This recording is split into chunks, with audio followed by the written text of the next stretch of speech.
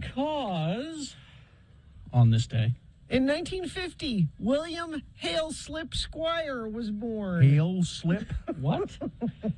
Must be a family name. Hail slip. I was watching a little bit of the video of that song from 1981. Billy Squire wearing a sleeveless T-shirt Yes. and thinking, boy, he's all that. Yeah. I had a 7th grade crush on him. I'll admit that. You know, you admit far too much. I really think you 7th do. grade. I think you admit far too much. Did he have another only hit? as the night. Yes, this one. What is it? He had several, actually. Really? Yeah. That's the only one I can think of.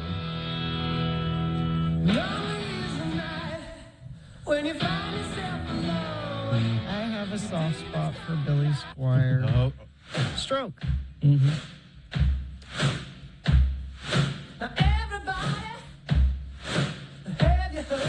oh, geez. Bill, when you're rowing, this helps you with the rhythm. Oh, okay.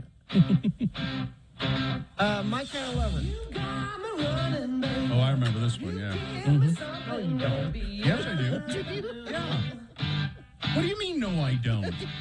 I know this. Listen, I DJ'd at roller skating rinks. Yeah. I know this crap. Some of it. Here in the Dark. Most of his hits came from one album. Yeah.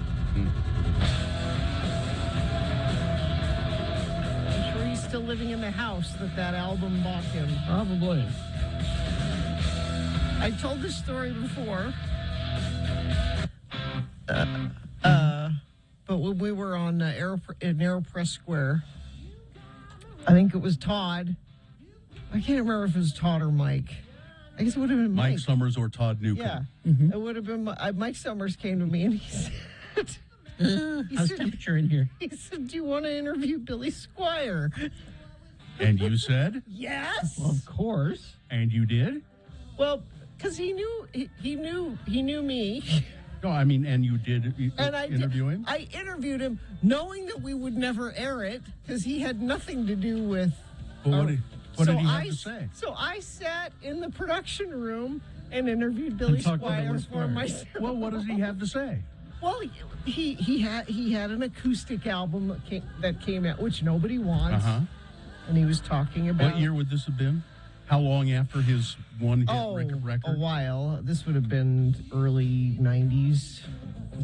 Wonder what Billy Squire. He's 71. Let's see. Well, yeah, he's still out there. Yeah. He's still. He's still doing it. Yeah, he looks 71, which is fine. Yeah. You know. There he is. He's still I out had a there. crush with him on him in the 7th grade. Not now. He actually looks kind of better now. Really? Yeah. Yeah. Look, you should just go to his website. But is that terrible that I just sat in a room and talked to him and he No. thought that was gonna be broadcast and it would never see the light of day?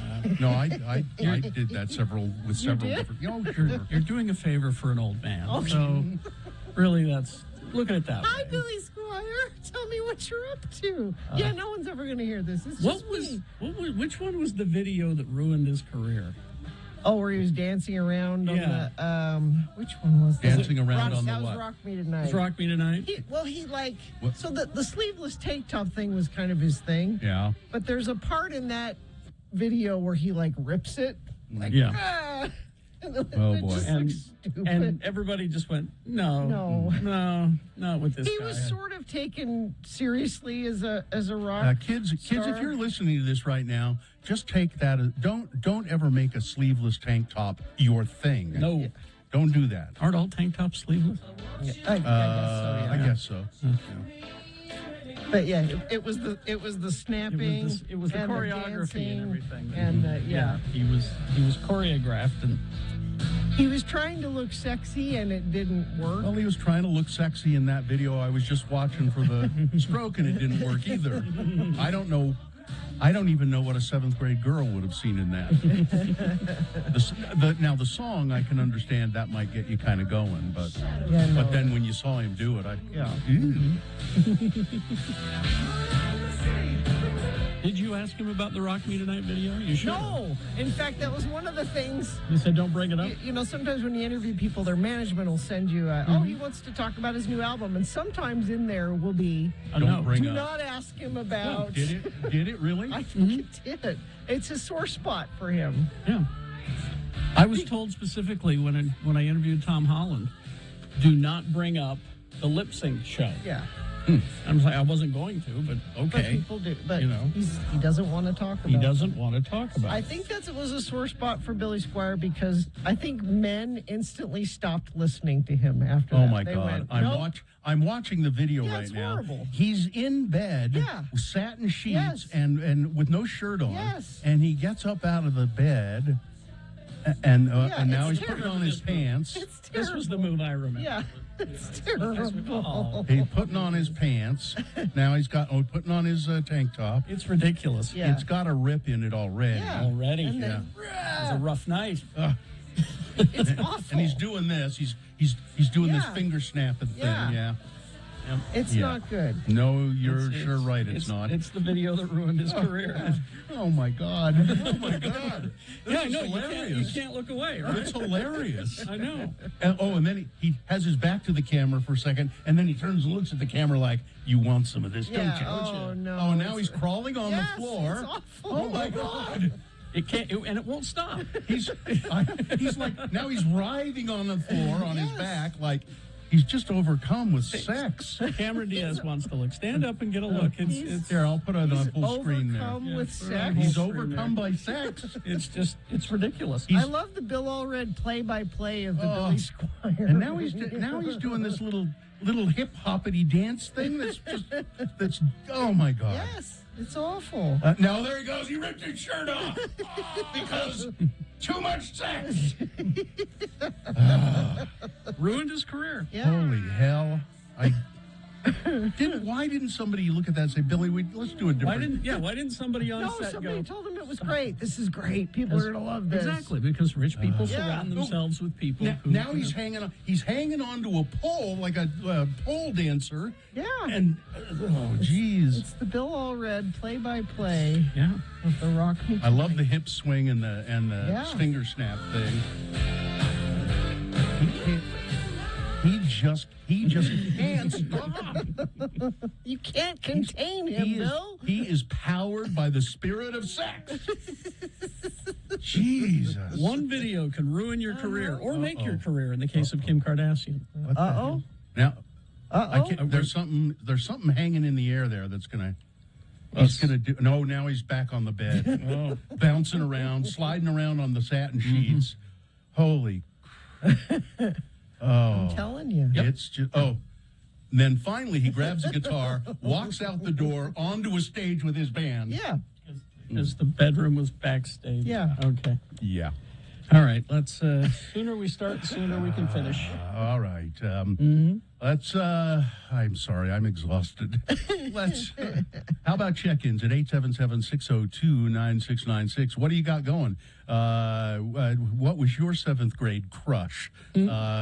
Just call, say hello. We like to hear from you. 877-602-9696, or you can text 33986. Andrew in the chat room says, fun fact, the director of that video is the guy who directed Hocus Pocus, Katie, just so you know. Wow. Oh. All right. She Can loves the Hocus Pocus. Can I do a little traffic? Little bit of Because it's traffic, bad yeah. already. Multi-vehicle crash northbound I-15 near 72nd South in Midvale. 2 center lanes in the right lane and shoulder are all blocked. A couple of vehicles spun out and are facing the wrong direction. Stop and go traffic from I-15 northbound from 90 South and Sandy to 72nd South. So there's lots of water out there. I saw coming in a big pot, like that people go in full speed into piles of water. And the construction has created new areas. Yeah. You know, I used to know the areas Yeah. where the standing water was on my commute, but It's- now it's a surprise. It's different now, so be aware of that. That spray can kick up and spray on other people's windshields, so be aware of that. Pick 3 services for $99 at Young Chevrolet in Layton. Options include oil change, tire rotation, brake check, multi-point inspection, alignment check, wiper blades, engineer filter, AC system. Learn more at youngchev.com. All right. Wendy's for breakfast. You heard the traffic report. Just Tell your boss that you're going to be late. Stop and get, well, you won't be late if you stop and get Wendy's breakfast, actually, because they're so quick. But, but pull off of the freeway and get yourself some breakfast. Sit in the parking lot and enjoy it. The Hot Honey Chicken Sandwich, it is available all day with the hot honey sauce drizzled over the spicy chicken filet, prepared 3 different ways, your choice. Then they throw on the applewood smoked bacon. Then they gently lay the melty pepper jack on top of it, and then throw a handful of tangy, crunchy dill chips on top of that. So you get all the flavors and all the textures. And during breakfast hours, they serve it on one of the Wendy's signature warm buttermilk biscuits. So hit the drive-thru at Wendy's, the Hot Honey Chicken Sandwich, or you can get it for lunch or dinner or whatever. But you get the buttermilk biscuit version for breakfast at participating U.S. Wendy's. Hot Honey Chicken Biscuit is only available during breakfast hours.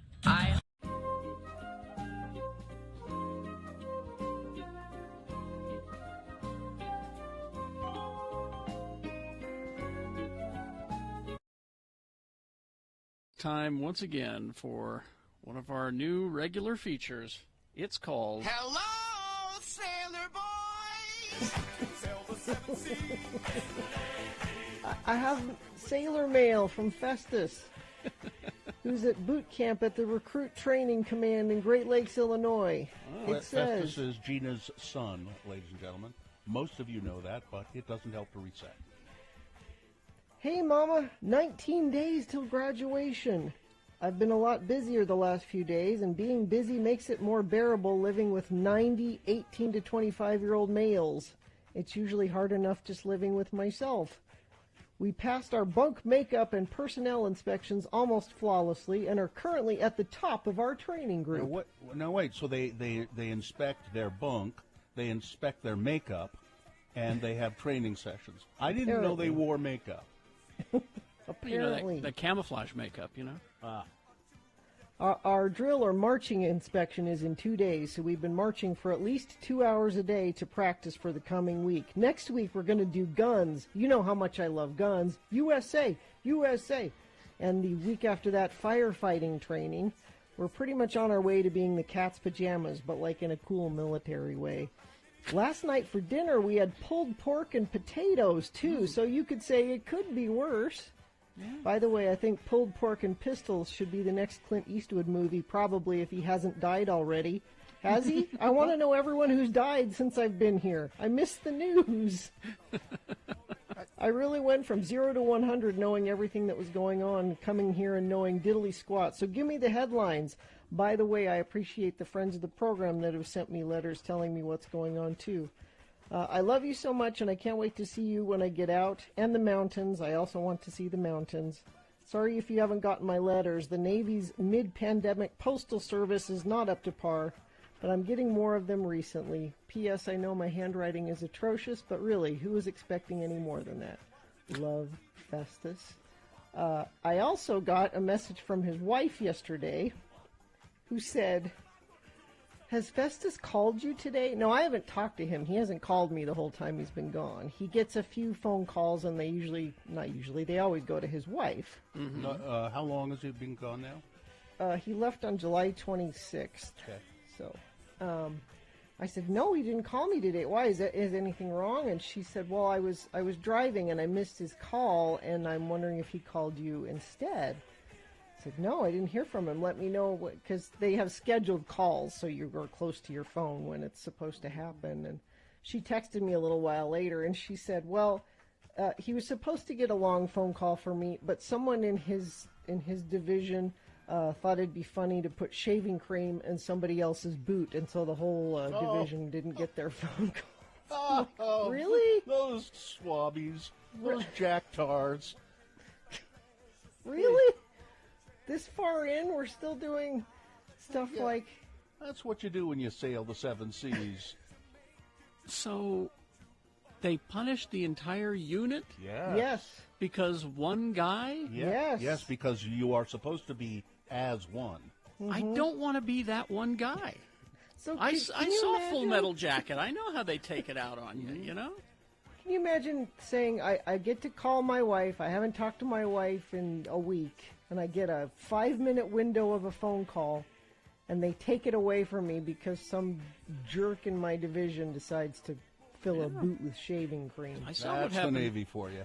I saw what happened to Vincent D'Onofrio in Full Metal Jacket. The socks with soap in them, and Yeah. they hold him down. And I don't want to be that guy. No. Well, don't join, and don't put cream in anybody's boot. No.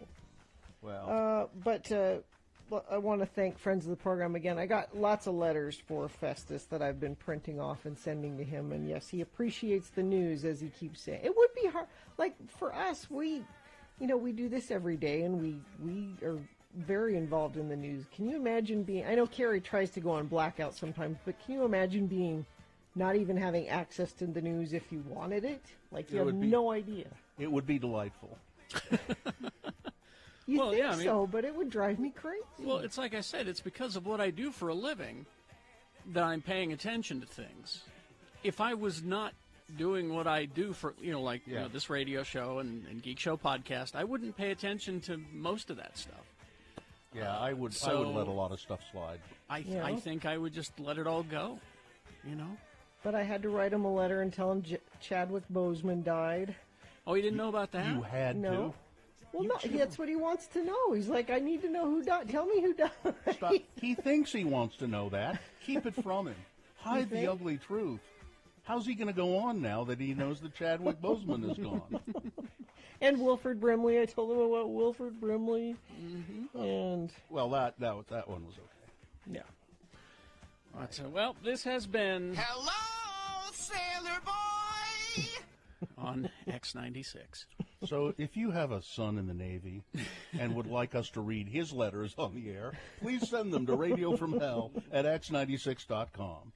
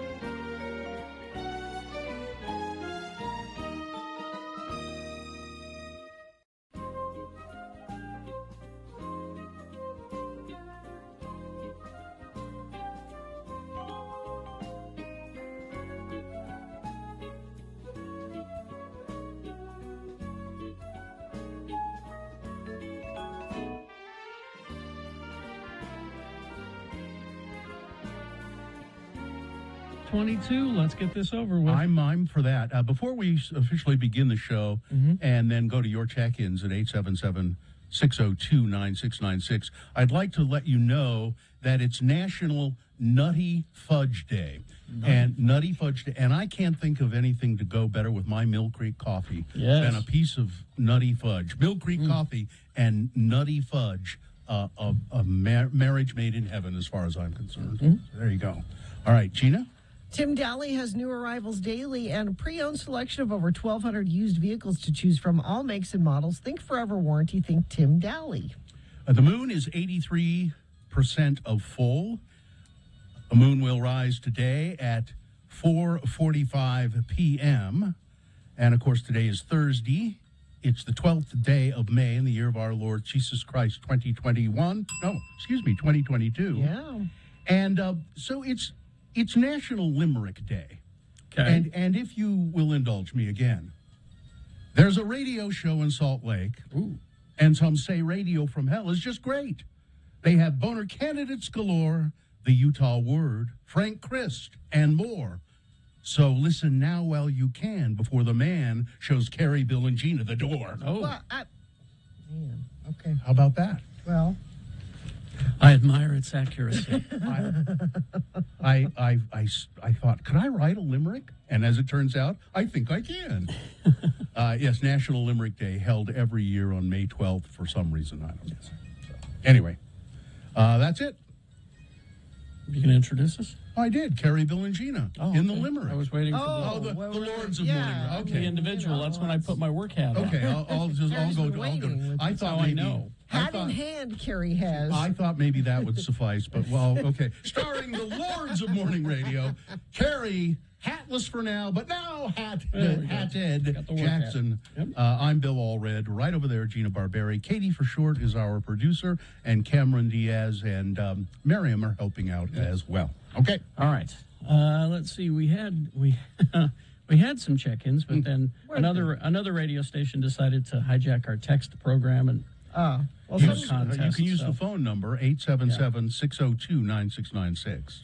let's see. somebody's just sitting in traffic southbound I-15 in Layton, just saying hey and happy Friday Eve. Friday Eve.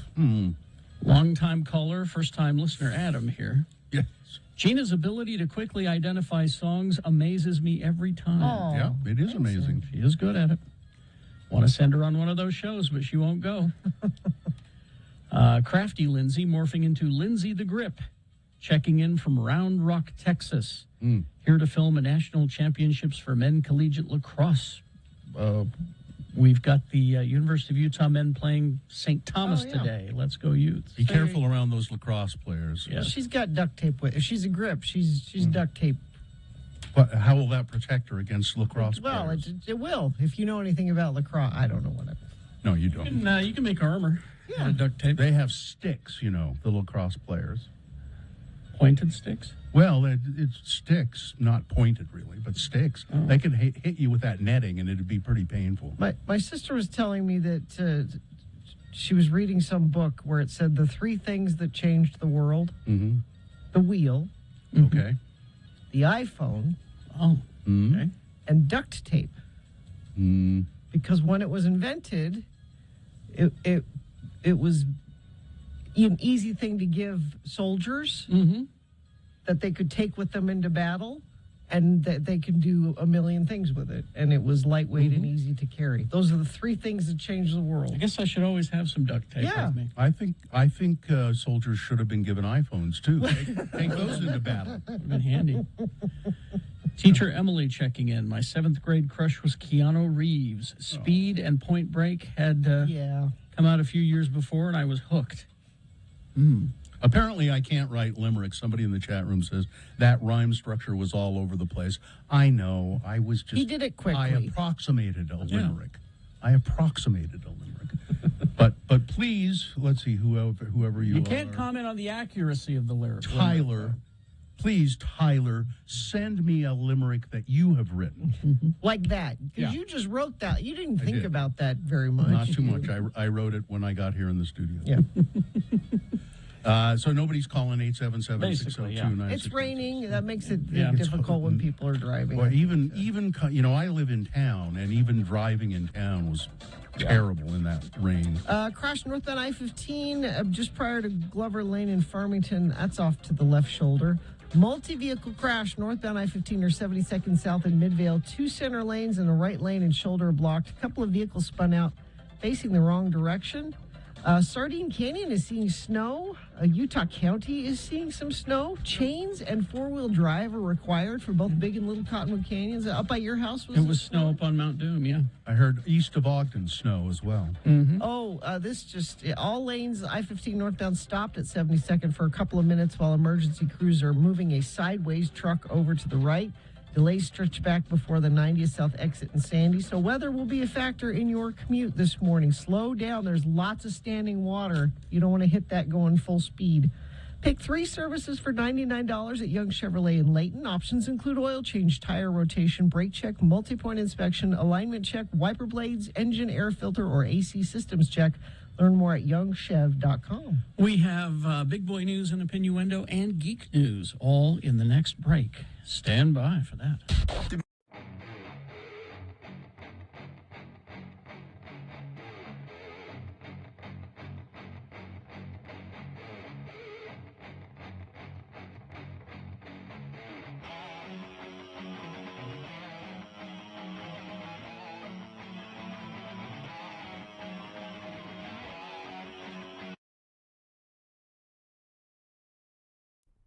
It is the 23rd century.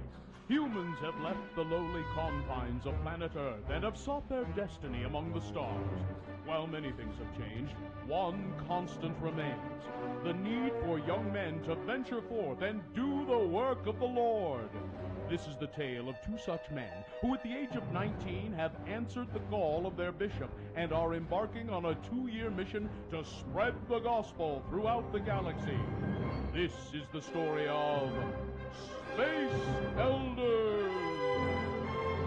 We begin our drama at the Space Bus Depot in Provo as our fine young missionaries-to-be, Lehigh Christiansen and LaRon Butch Jinson, arrive in Happy Valley and await transportation to the MTC.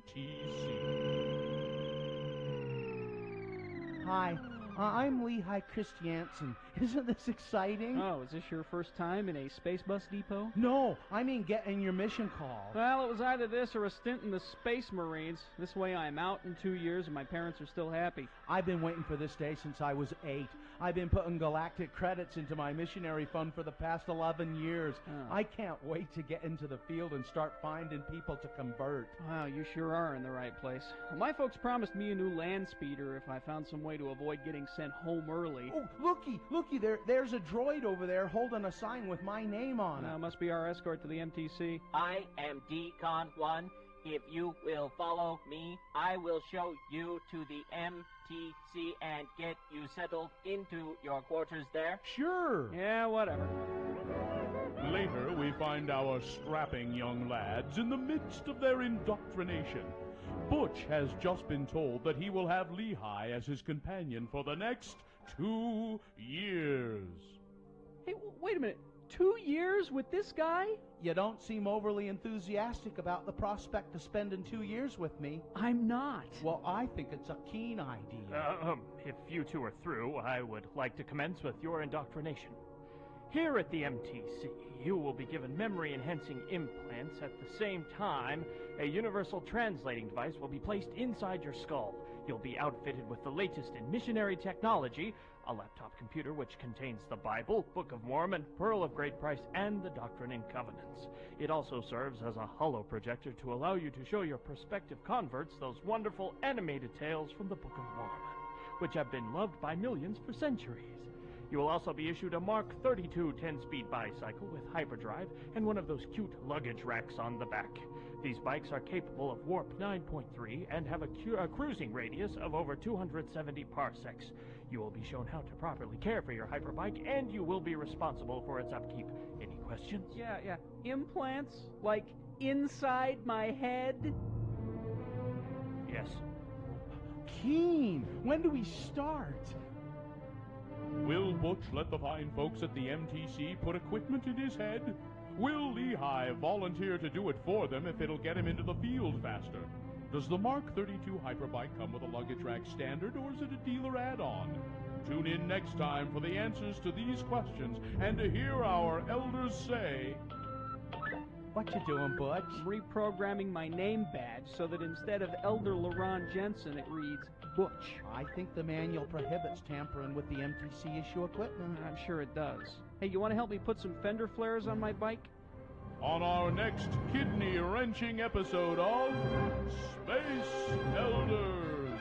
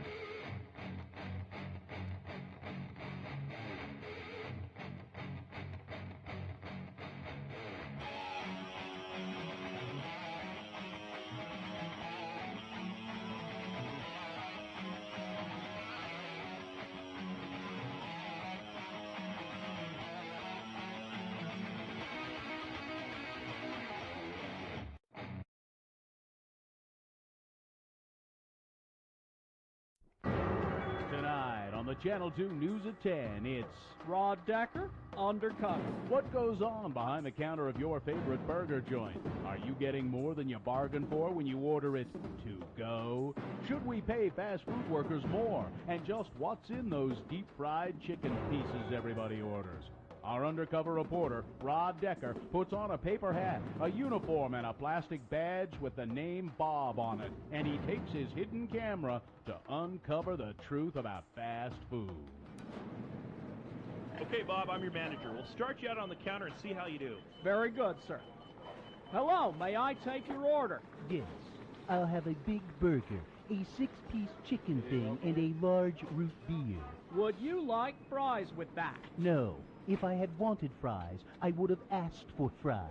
So what you're telling me is that you don't want fries with your order. That is what I said, isn't it? Bob, you're slowing us down here. The customers are backing up. Let's move you over to fries for a bit. You work out there. We might be able to promote you to grill. You screw up, buddy, you're out of here. Okay, then. Oh, hey, Bob, I'm Ted. Welcome to Fry's. Pay no attention to the assistant manager. One community college management course, and he thinks he's rake rock. I see. So what's your story? I just need some spare cash. I don't see myself cleaning out the shake machine 10 years from now. Hey, Bob, Bill's brother here is smuggling a keg back from Evanston. Big beer bash tonight. You want to come? So what you're saying is that there will be an illegal supply of alcoholic beverages available tonight. Yeah. Hey, wait a minute. You're Rod Decker, the Channel 2 news guy. Hey, everybody, it's Rod Decker. I'm afraid you're mistaken. My name is Bob. I'm just an everyday high school student trying to get by on minimum wage. Hey, you are Rod Decker. Give me that paper hat. Did anyone tell him what's in the deep-fried chicken pieces? No. Good. Now back to work, all of you. There you have it. Fast food workers seem to be highly trained professionals. The weak links, like me, get weeded out in a hurry due to first-rate management techniques. As for minimum wage, it seems to be enough for these kids to have beer money. And the deep-fried chicken pieces are still a mystery to me. This is Rod Decker, Undercover, KUTV News.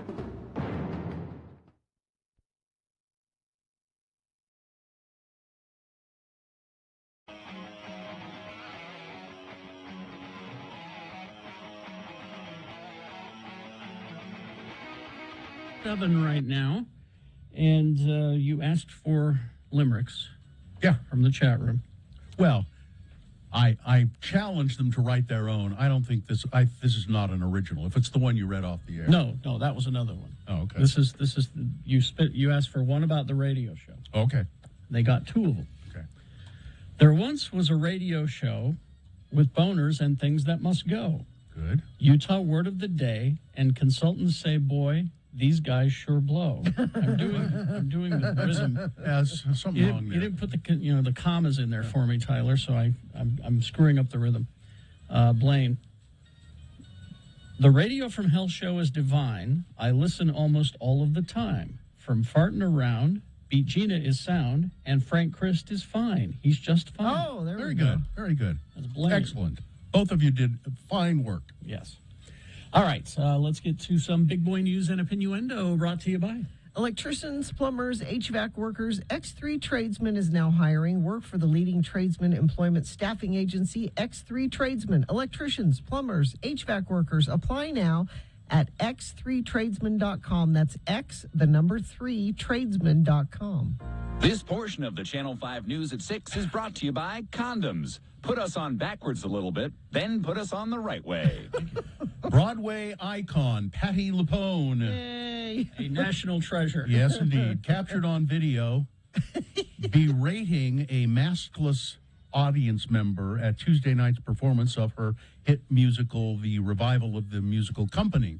Now, I don't believe she did this during the show. I think there was a question and answer thing after the show. The two-time Tony winner can be heard telling the unmasked theater goer, I can't play you the audio. Yeah. quote, "Put your mask over your nose. That's why you're in the theater."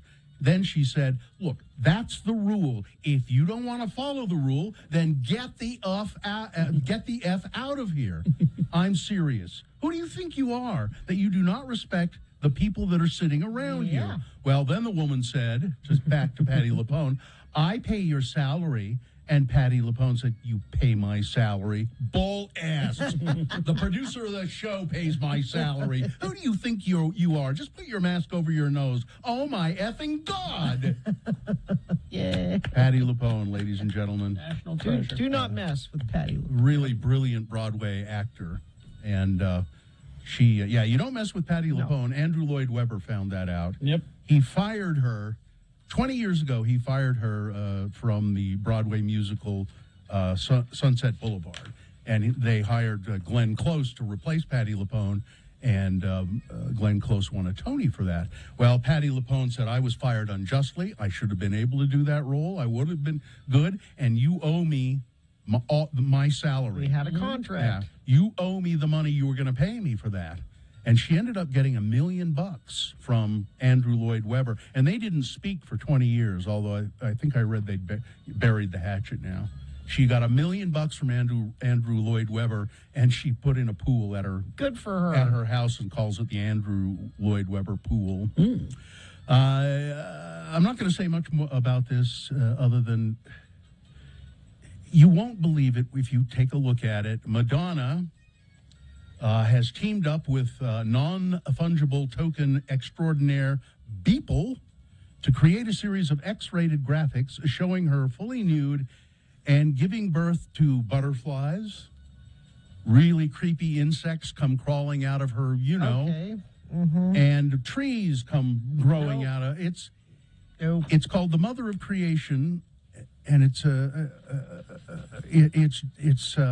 here, I hate this term because everybody uses it now, but it is very applicable right here. It's jaw-dropping.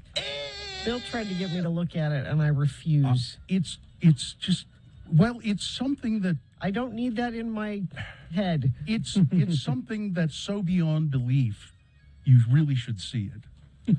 The Grand County Sheriff's Office has identified a suspect in the double murder of a married couple outside Moab last August. In a release yesterday, the suspect was named as Adam Pinkuskowitz, I think is how you would say it, Pinkuskowitz. He was named a suspect connected to the deaths of Kylene Schulte and Crystal Turner. The couple's bodies were found August 18 last year in a campsite in the South Mesa area outside of Moab. According to the sheriff's office, Pinkuskowitz told another person that he had killed the women and provided details that only investigators were aware of. Okay. So apparently he told this guy, I'm sure he probably had a guilty conscience, and he confessed everything to somebody he knew and revealed details that only the investigators would know. He was the one that we were trying to follow up with for a long time, said Sheriff Stephen White with the Grand County Sheriff's Office. We'd reached some information of where we thought he was at, and then we went there, we located his car, and that's when we found out that he had died by suicide. Officials say Pinkuskowitz was a former employee at the McDonald's in Moab, where Turner had worked. At the time of the murders, he was identified as a person of interest. So it looks like they've been able to at least close that case. The Lafferty family is, the subject of Under the Banner of Heaven, the murder of Brenda Wright Lafferty and her infant child. New episode today. Yeah. Well, Sharon Wright Weeks, the sister and aunt of Brenda and Erica Lafferty, found out last year, along with everybody else, that the limited TV series adapted from John Krakauer's book, Under the Banner of Heaven, would be airing. And she braced herself because she had to go through all of this when the book was released, and now the movie has been released. And she says it's absolute fiction. She says that it's not. This is not how it happened at all. She said the real story is less about religion and more about jealousy and revenge. That's her point. So the book is, and as the TV series is, it's about the role that religion plays in making these two Lafferty guys fanatics. and the role that the religion plays in that. Using religion Yeah. to justify. Yeah. And that is the whole thrust of the book and the whole thrust of the TV show. Well, she takes exception with that. She thinks that She says that Brenda was trying to talk Dan's wife into leaving him. that's in the book and in the show. Mm-hmm. So that's she said that's why it happened, not because they. I mean, it's probably both, right? It's But I think the point is that the real point is that she has to go through this, and which is awful. it brings it up again.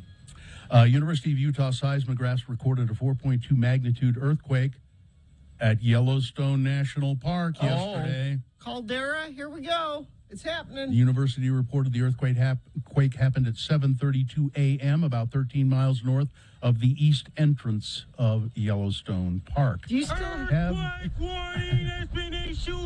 Have you seen the pictures of at least 20 homes burning in parts of the Laguna Hills area of Orange County, California, as a brush fire rapidly grew and spread to residences that were either destroyed or damaged? And most of these places were mansions. Mm-hmm. The fire led to evacuations as the flames grew to about 200 acres by Wednesday evening, after igniting in the afternoon and ripping through mansions that sit along the hillside streets of one of California's most affluent neighborhoods. Flames swallowed entire houses, burned through to their interiors in one neighborhood, while firefighters hosed down nearby houses on the same street, hoping to save them.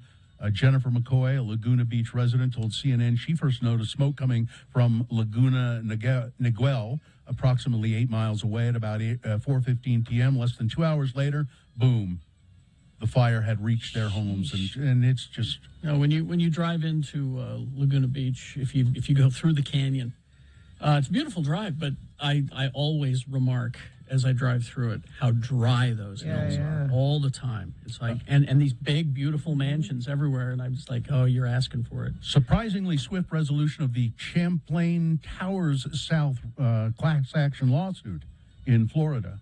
That's the collapsed building. People, I think 100 people at least died in that collapse.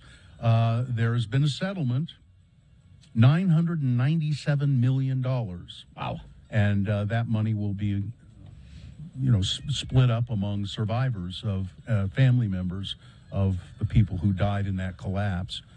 I hate to talk about this, but there is a good chance that Donald Trump will be president again. Why would you say such a thing? Because of reality, Gina. Because he is out there campaigning really hard. Joe Biden's numbers are low, so you've got Donald Trump running against 80-something-year-old Joe Biden, who has bad poll numbers, and there's a good chance he could win. And if he does, we're doomed. Just watch out. He is nothing but full of vengeance, and that's what he's going to spend 4 years of a presidency doing, getting revenge on the people he feels have wronged him. He won't run the country. No. He'll just use the power of the presidency to get back at everybody. Yep. And it will be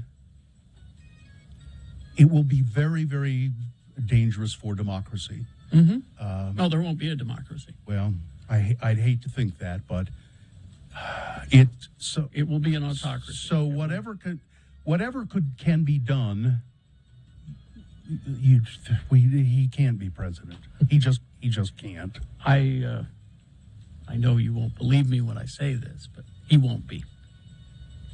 Well, I don't. I mean, I don't disbelieve you because I don't know. I swore up and down he would never be the first time. Yeah, I know. There's no way. I'm pretty confident when I say he won't. I am not. I am not confident about anything. I hope you're right. I think that people, you may be right because of this, and is this what you're thinking?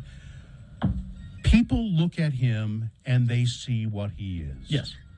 And they may think Joe Biden is weak and terrible or whatever it is, but they look at him and they see that he doesn't have any sense of history. No. He doesn't know what happened in Europe, and he doesn't know anything But he about didn't- World War. He doesn't know anything. He didn't know that the last time. he True, ran. but we didn't. But That was people misogyny. didn't, That was misogyny. and people didn't know all of that. And now they've seen him. Yeah. It's like that episode of Star Trek, The Evil Angel, you know, that Yeah. you know what I mean? And then finally they see that he's really a hideous monster. Yeah. I am going to go as far as to say he won't run. Well, I know you've said that before. He sure is acting like it. Anyway. All right. Sports weather track. We've got, let's see, in the NBA, Memphis Grizzlies, 134 over 95 to the Golden State Warriors. Sheesh. Let's see, Golden State leads that series 3-2. Sheesh is right. Sheesh. Calgary Flames over the Dallas Stars 3-1. Calgary leads that series 3-2. Panthers over the Capitals. Florida leads that series 3-2. Rangers over the Penguins. Penguins lead that 3-2 also. Let's see. And the Bees last night, they beat Las Vegas again 10-3. They play again tonight at 8 o'clock. Weather. So we got lots of rain. So much so that we have ponding. Remember ponding? Mm-hmm. Ponding is happening. And that causes planing. Ponding causes planing. Yes. Do not hit that water at full speed. You could hydroplane, and at the very least, you're kicking up water into the people, into their windshield behind you. So don't do that. Now, that'll taper off by late this morning, and we're going to end up having a nice sunny day later today. And then not another chance of rain, it doesn't look like, until maybe early next week. We gradually warm up into the mid to upper 80s. Are you kidding me? I'm not kidding you. Let's see. Traffic is an issue this morning, though, for sure. UHP has stopped all lanes northbound I-15 just before Glover Lane in Farmington to move a crash from the left shoulder over to the right. Traffic is backing up into Centerville. Snow has stopped in Sardine Canyon, but it's left behind some slippery roads, so if that's part of your commute, be aware of that. Chains and four-wheel drive required for both Big and Little Cottonwood Canyons. Be prepared before heading to those higher elevations. We also have a crash, SR 248 in Summit County, milepost 11. Crash northbound I-15, 15th south in Salt Lake. That's off to the left shoulder. And, yeah, just be aware that weather will be part of your commute. Make sure your headlights are on and slow down, please. Pick 3 services for $99 at Young Chevrolet in Layton. Options include oil change, tire rotation, brake check, multi-point inspection, alignment check, wiper blades, engine air filters, or AC system check. Learn more at youngchev.com. All right. Geek News now brought to you by Dr. Volt's Comics having a Memorial Day sale starting May 28th. Hard to find items with the return of the 00. I guess that means something to you if you're a Dr. Volt's lover. I don't want to guess, so Okay. I'm not going to. Well, go into Dr. Volt's and ask them. I didn't make it yesterday. I got busy. Anyway.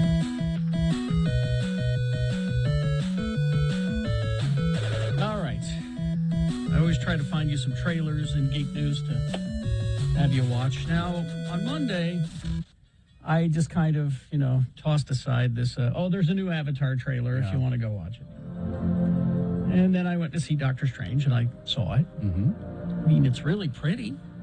I'll say that. Oh, you saw the trailer. I don't care. Well, I don't apparently, Avatar fans hide their ponytails under a bushel. There are...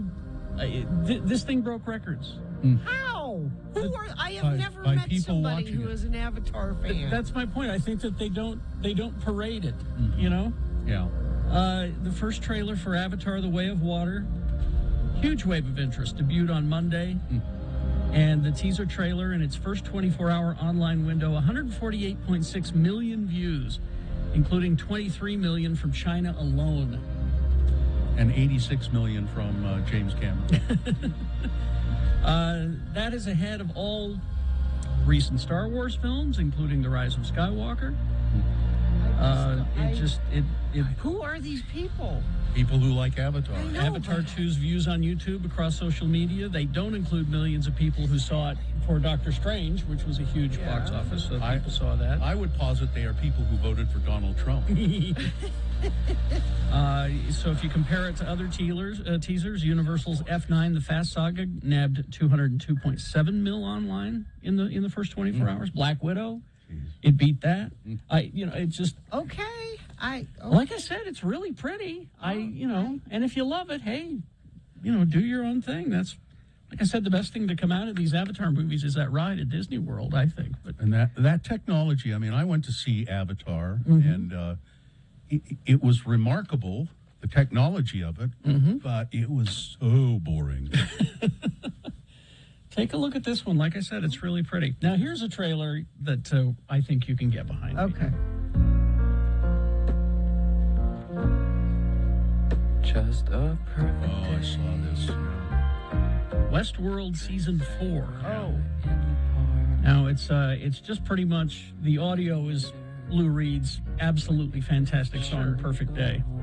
But it's got some great visuals about what we're going to see in Season 4. Some of it I don't know if I can handle. Exactly. It starts on the western landscape that we knew in Seasons 1 and 2. That sleek, ultramodern cityscape that we saw in Season 3 gets its due. We get hints that there might be a new Delos destination in the making. Okay. It doesn't give us anything in the way of plot, but it does give you a crash course in who's returning. Tandy Newton, Aaron Paul. Bernard's there. Bernard is back. Luke Hemsworth, the lesser Hemsworth, is back. Jeffrey Wright is Bernard. Tessa Thompson is there. Ed Harris. They're all there. So what can't you see, Bill? What? There are just some images that are really disturbing. Oh. Of course, it remains to be seen which version of these people are people. Yeah. So go and take a look at that. It's such an interesting series. I know a lot of people were disappointed in Season 3, but I enjoyed it. But it's coming back to HBO on June 26th. So I don't remember Season 3. it took place in the city. It wasn't in the park so much. Just what you saw. There you go. It's so rare that a movie or TV show will use that song properly. Anyway, here we go. The Mortal Kombat movie was a surprising hit. And so they're prepping Mortal Kombat 2. And so the scriptwriter, Jeremy Slater, says he's about halfway through the script. He says it's really fun so far. We're about halfway through the script, working really closely with the director and studios and the same guys. I can't say anything about the actual story, but I think they learned some lessons the last time around in terms of here's stuff the fans responded to. Here's what people liked out of the movie. Here's the stuff that didn't work out so well as we had hoped. So we're going to try to make a good movie this time, is what he's saying, I think. I'm for that. We got a new Doctor Who. If you watch the BBC show Sex Education, I'm going to say his name wrong, I know it. Nkuti Gatwa is your new Doctor Who. My wife says that Sex Education show is really good. Sue's been watching it. She quite enjoys it. And because Sam Raimi's out, selling Doctor Who, or Doctor Strange 2, sorry, people have asked him about his first superhero movie he made. Do you know what that is, Gina? I do not. Most people would say Spider-Man, but that's not true. Darkman. Darkman, that's right. From 1990. Yes. Long time ago. It was an original superhero, and so they talked about it. They said, yes, Universal is talking about a Darkman sequel. There's a producer attached. I haven't heard the story yet or gone into it. I've been busy with this movie, but I think it's cool.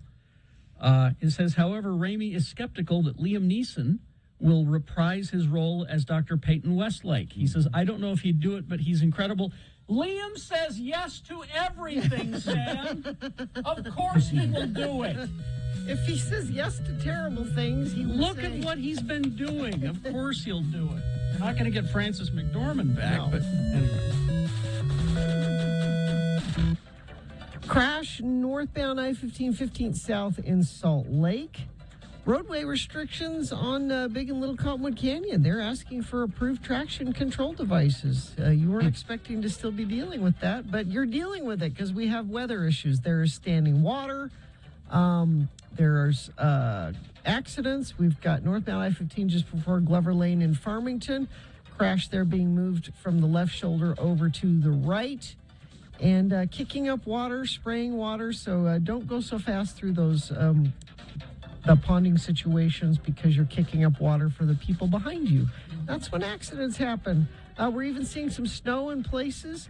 Utah County was seeing some snow, also Sardine Canyon. So just be aware that traffic is going to be part of your commute this morning. For over 65 years, they've been part of your community. While the name's changing, commitment to you is not. Welcome to You First, YouFirstCU.com. All right, so we got Boner of the Day coming up and Mayor Mendenhall on the way. Stand by. KXRK Provo.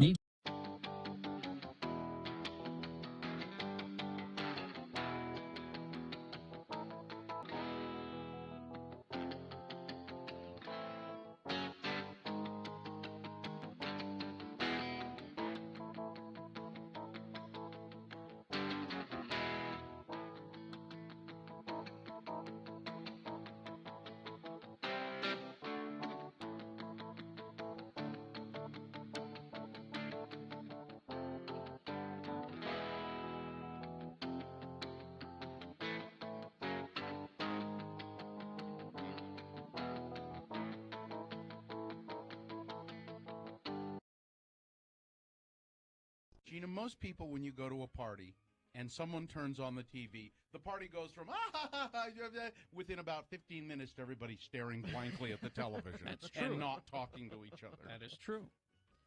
So it'll be a good thing to do at the party. Yeah. The point of the party, you know, if you're having a TV party, then yeah, turn on the TV. Yeah. Otherwise, don't. Yeah. Is that why your parties don't work? I don't Gina? know. Could that I'm not be good it? at having parties. When's the last time you gave a party? I don't know. What counts as a party? Is having people over a party? Or do you have to have, like, a celebration of something? No, I think if you invite people over, it's a party. Even if it's a family dinner, it's a family dinner party. Oh, then we have those all the time. Do you? Yeah. And the TV goes on. No. After dinner? No. No TV. During dinner? No. Music. Oh. That's it. No TV. I love people who watch TV during dinner and have TVs in their kitchens and stuff. That's just really odd, Just says, I think. we don't want to talk to each Yeah. other ever for any reason. Yeah, it's just really strange. I knew a family who had a small TV on their dinner table, and they would eat dinner and watch television. Sitting on the table. Yeah, sitting on the corner of the dinner table, a small television, and it was on when they ate dinner. So they never talked to No, each other. not much. Maybe that kept the fights down. Well, that's what I'm thinking. Now, when we watch TV and eat at the same time, it's because usually we don't have the time to do them both proper. You know, So then do you take we the have to food to the combine. couch? Yeah. Take the food downstairs. When I first met my wife, I was not adverse to doing that. I was also not adverse to having a television in the bedroom, and she was against both of those things. And so we have not done them in, I haven't done them in years, and now I can't imagine doing it. Even I just- having a TV in your bedroom? No, God, no. No TV in the bedroom. Why? Especially not in the bedroom. Why especially not in the bedroom? Because You don't like to get under the covers and... Because it's useless. For me, it's useless. If I had a TV in the bedroom, I mean, when I go in the bedroom and get in the bed, you know what I do? Bonk, sleep. Within 2 minutes, I'm out. And if there was a TV in the bedroom, I would be out within 30 seconds. I mean, it would serve no use. It would just serve absolutely no purpose to me to have a TV in the bedroom. Got to have a TV in the bedroom. Do you always watch TV before you go to bed? No, it gets turned on maybe once a week. But you gotta have it. But you got to have it. The Saturday mornings when you wake up and you're not going anywhere and you're just kind of lying there, you're like, oh, let's see what's on. Yeah. That'd be Let's nice. watch a little cartoons. See, That would be nice. You know what you need? You know. You need what we have is like a cabinet that you can just totally Yeah, shut it off. that's so what if- we have. So you can Well, and then pretend there's there's no TV in there until you really the other want reason one. you need the TV in the bedroom is, well, the porn. But that's Well, yeah, another subject altogether that They have porn on TV? Sure. You can put the porn on TV. Really? Uh-huh. You control the vertical. You control the horizontal. No, the porn controls the vertical.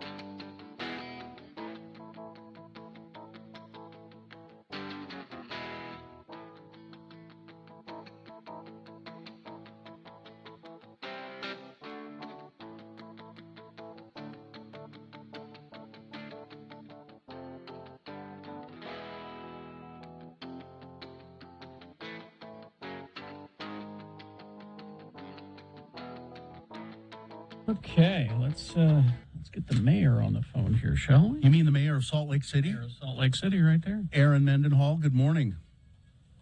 Top of the morning to you. Hello. Nice to hear you. Let's get right into it. What's this deal of lowering the speed limit? I like it. I'm a What's fan. that deal? Well, we're not the first city in the country to do it, but this did come through a community grassroots organizing push, which is awesome. And it's right. It's the right thing to do. It lowers fatality rates really dramatically, just the difference of 5 miles per hour. And it happens to come up through the council right now at a time when, as you know, in the last 5 months, just as the state of Utah, not unique to Salt Lake City, we've had a terrible amount of traffic-related fatalities, a lot of pedestrian-related fatalities. So the council passed it through faster than I've ever seen them pass anything through. And it'll hit the books and be the law within 30 days. So 25 miles an hour has been the speed limit on city streets, not residential streets. Residential. Okay, residential streets. But neighborhood streets. Okay, all right. People will still go. So it's not 70 miles an hour on 7th East. That's right. And we will still have cops out there to try to catch them. But that's a state road, like State Street and Foothill. The state runs those. And there's lots of other city streets that have 30, 35, and other different speeds. This is really just for the residential 25-mile-an-hour street. Now, I know that you presented a budget to the council, and did I read that there was a small property tax increase in it? That's right. There is. We haven't done a property tax increase in 8 years. In that time, our population has continued to grow to new levels we've never experienced before. We're at 200,000. And then that number, as you know, basically doubles during the workday when people come into the city who end up, needing our services, flushing toilets, turning the water on, needing to be able to call 911. And so the demand for our city services has been steadily increasing. The pandemic, of course, made some different contributions to demand and services, but this is really something we've been seeing coming for a long time. It's a serious increase, but it's modest compared to what we've seen. We saw an 11% increase at the county a couple of years ago. So this equates to about $10 a month for the average priced household in Salt Lake City, which right now, by the way, the median home value is $520,000. Jeez. I know it's crazy. Oh man! Now $10 a month. Okay. Now I know you've wanted to beef up the police department along with Chief Brown. You guys have been working on that. How's that going? Crime is down 15% year to date in Salt Lake City. Excellent. So our efforts are not just so we can beef up the police department. It's because, we experienced an increase in crime during 2020 and the first part of 2021 that cities all over the country and the state of Utah actually experienced the same sort of increase. At the same time, we lost a lot of officers during that period of time. So we've been rebuilding so that we could have the capacity to serve the demand. And even though crime is down 15%, our calls for service are dramatically up. We're seeing about 1,000 more calls for service per month than we were over the same course of time last year. And that's been an increase that's been climbing over the last couple of years. By calls for service, that's just anything that requires a police response. That's right. And actually, the majority of those are non-crime calls for service. It's mostly assisting other agencies who are coming into the city or helping with people whose vehicles need help or doing welfare checks. Those are our major categories of increase. Now, we don't have a lot of time left here. I was going to ask if there are going to be water restrictions. Maybe we could talk about that, or what something fun that you're. Let's end on a light note. Is there? Yeah, is there something fun? Is there, Phil? I don't know. Well, I'll say quickly, there's no water requirements right now, but we're still asking people to voluntarily reduce their water consumption. Okay. The possibility of requirements is always there. But I was going to say, not necessarily cheery, but COVID is up. It's up in the state of Utah, and New York Times cited as, I think, 4th highest climbing rate in the nation for COVID cases. So please be vaccinated, get boosted. It's still going to prevent you likely from having any severe effects. but it's really out there and growing at the moment. We expect a surge, as you've been hearing, late summer and fall, but take care. Yeah, I mean, that's, be well. I can say it from experience. I'm positive that having my vaccination and my booster shots is what kept me from being really sick. I got COVID, but it was like, 8 or 9 days of a bad cold, and that was it. Good. I could live with that, and I was even on the radio from home, but still could do my work, and so get. I thought of something happy. Yeah. Okay. There's a lot of happy in the budget, actually, and one of the things is our Hive Pass. That's our transit pass for Salt Lake City residents. Mm-hmm. We have capacity in our existing budget there that we're putting toward a Hive Pass for every single K through 12 student in the city. Basically, kids should have transit passes so that their parents can relieve some of the transportation costs. Wonderful. Excellent. That's very cool. That's excellent. Yeah. Yeah. So Okay. So participate in the budget process, please. how do people get the passes? Can you just quickly tell us that? If the council approves this, which I hope they will, that will be July 1 is when things become live. They'll approve this in the middle of June. Tune in to slc.gov and you can figure out how to give your comments on the budget and look at all the details. Well, they'll pass it. You're very persuasive. Thank you. I'll let them know. All right. Thanks, Aaron. Thank you. Aaron. Thanks, Mayor Mendenhall. Thanks. You're welcome. Bye-bye. Crash on northbound Bangor Highway 21st South in Salt Lake, blocking the left lane. Move to the right shoulder. Traffic backed up to 35th South. That issue northbound I-15 just before Glover Lane in Farmington, that we're about a half hour out from that, and I haven't heard an update, but that could still be causing some issues. Crash northbound I-15 66 South in Midvale. Just be aware that weather is part of your commute this morning. There's ponding happening. That means, standing water. Yeah. So be aware of that. Slow down. Turn your lights on, please. Jiffy Lube Multicare. Get services on brakes, batteries, spark plugs, and more. That's a job for Jiffy. Visit jiffylubutah.com for discount services and locations. Yes, boners. Yeah, we got him here. Here are the candidates you'll be considering. Boner candidate number 1. Oh, we all make mistakes.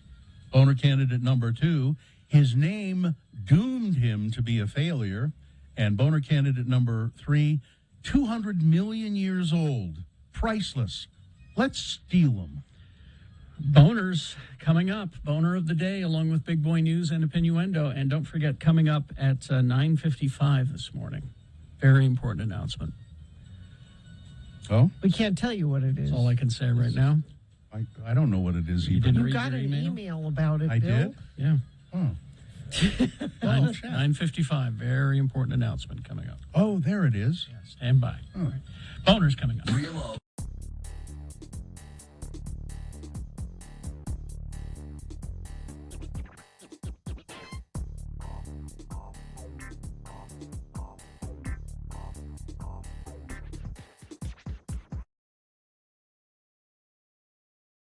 It is the 23rd century. Humans have left the lowly confines of planet Earth and have sought their destiny among the stars. While many things have changed, one constant remains, the need for young men to venture forth and do the work of the Lord. This is the tale of two such men who at the age of 19 have answered the call of their general authorities and are embarking on a 2-year mission to spread the gospel throughout the galaxy. This is the story of Space Elders! Today, we find our elders wandering around the streets of the Mos Eisley Spaceport, a more wretched hive of scum and villainy you'll never find. Let's listen. I just don't want to hang around here anymore. This place is pretty creepy. If we could just find the right parts, I can have your hyperbike making light speed in no time. Well, where in heaven's name are we going to find parts for a hyperbike on this backwater planet? This looks like a good place to start. A cantina? Yep. We can't go into a place that serves icky Alderaan ale and icky Tatooine whiskey. Oh, to heck with the rules. Your hyperbike ain't gonna fix itself. Hey, we don't allow your kind in here. Oh, I'm sorry, sir. We'll just be on our way. Well, I meant the droids. Let's go somewhere where we will be appreciated, Artu. Oh, don't ask me. I have no way of determining whether or not his parents were siblings. Hey, Lehigh, check out that cool-looking guy sitting by himself over there. Which guy? The one sitting next to that giant furry carpet. He looks like the kind of guy who would know his way around the black market. I'll bet he can help us out. That giant furry carpet is breathing and just happens to be heavily armed. Follow my lead. Excuse me, sir, but I believe that you could be of some service to us. Yeah, what is it, kid? You want to make the Kessel run on the fastest ship in the quadrant? No, sir. We represent the Church of Jesus Christ of Latter-day Saints. You know, the Mormons. He just wanted me to remind you that Wookiees have been known to rip the arms off of missionaries if they stick around too long. So what is it then? Do you need me to smuggle a shipload of Bibles somewhere? No, but if you need a complimentary copy of the Book of Mormon, we can arrange that. All I need is a charge blaster by my side. I ain't putting my faith in some hokey old religion. Well, I believe that you would find the Book of Mormon to be more powerful than any blaster, and it serves to recharge us rather than us needing to recharge it. Yeah, whatever you say, kid. What is it that you guys came in here for anyway?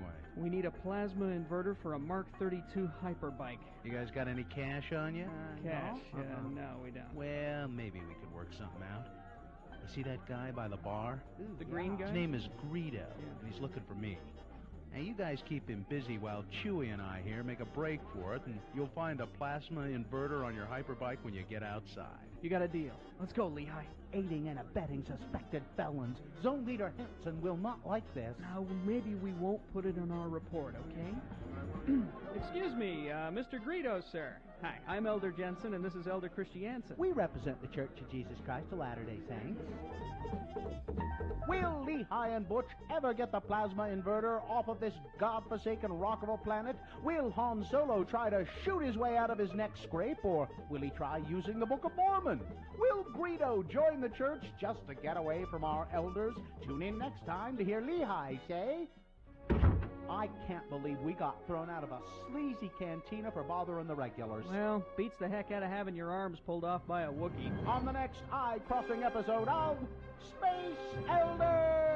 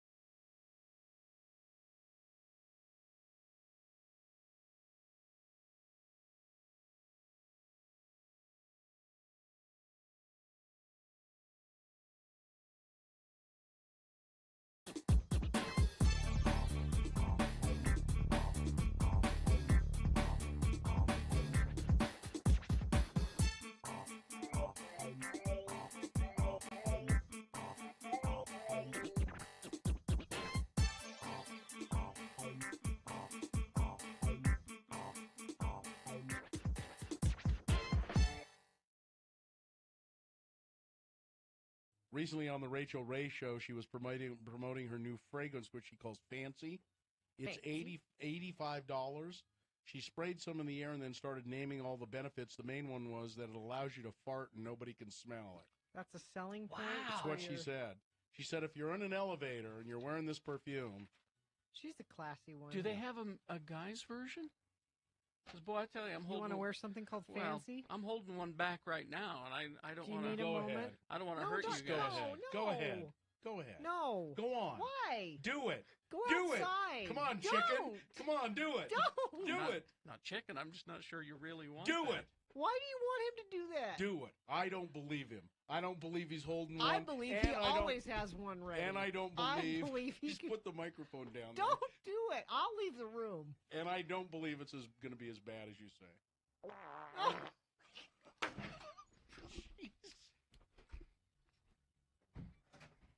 What, you weren't serious? That's the lowest we have ever sung on the radio. And I didn't even go all the way. Oh, man. There's more. That's dangerous. Yeah, he did. I made him. I made him. You know how I am with peer pressure. Here, Carrie, have a drink. Here, Carrie, fart. You know, pull my finger. Listen, it started when I was a kid. It started when I was a kid. My dad used to make me pull his finger. He did. I don't smell anything. Seems fine. It'll circulate. Will it? Yeah. Okay, Come around. maybe we better take a break. I haven't been eating much meat lately, so. Oh, geez. Well, You know, for someone that just That was really tuned into good. this show for the first time, I know, just they would- now, We don't usually do that. We've lost them forever. Usually, Really? you know, we're. Do you think? You don't think that they could forgive us just this one? I can't forgive you. Now, long-time listeners of the Radio from Hell show, if you'd like to call us now. Listen, I was goaded into it. I did. hope I you're pushed both him. happy. He was calling me names. He I was pushed pointing him. at me. I pushed him. It's a good thing there wasn't a cliff. I'm glad we don't have a sponsor for the boner right now. Yeah. Well, I don't think we'll ever have Nope. one either after that. Oh, my God. He made me. All right. Uh-oh. Weather? Somebody just texted and says, well, that's why you guys have a new three-year contract. And Sue just texted in, I am so proud to be your wife Your right bags now. are on the porch. I also just got a texter that says, I can smell it from here. It really is bad. Is it? Well, I've been holding it all morning. I haven't had a chance Yeah. to leave. I know what that's like. I figured I'd be fine until, at 10. Yeah. It really started to kink up, and then you talked about that perfume. Oh, God, I can't believe you did that. Now, listen, how do you guys know it wasn't just a recording It of a wasn't. fart? He put the Shut microphone up. down. Shut up. It could have just been a recording of a fart. You don't know. You don't, but I'm here to tell you it was. Well, see, these guys are selling it. They're acting. Nope. That was real. Oh, man. Great. Oh, wait a minute. Huh? Wait a minute. Oh. Don't. Yeah, it was. It was real. Told you. Yeah. I thought you were going to do it No, too. no. All right. I don't have one, or I might. Is it like yawning? It just, once somebody No, does it, no. everybody It's just contagious. No, just I got. jumps in and- No. Okay, all right.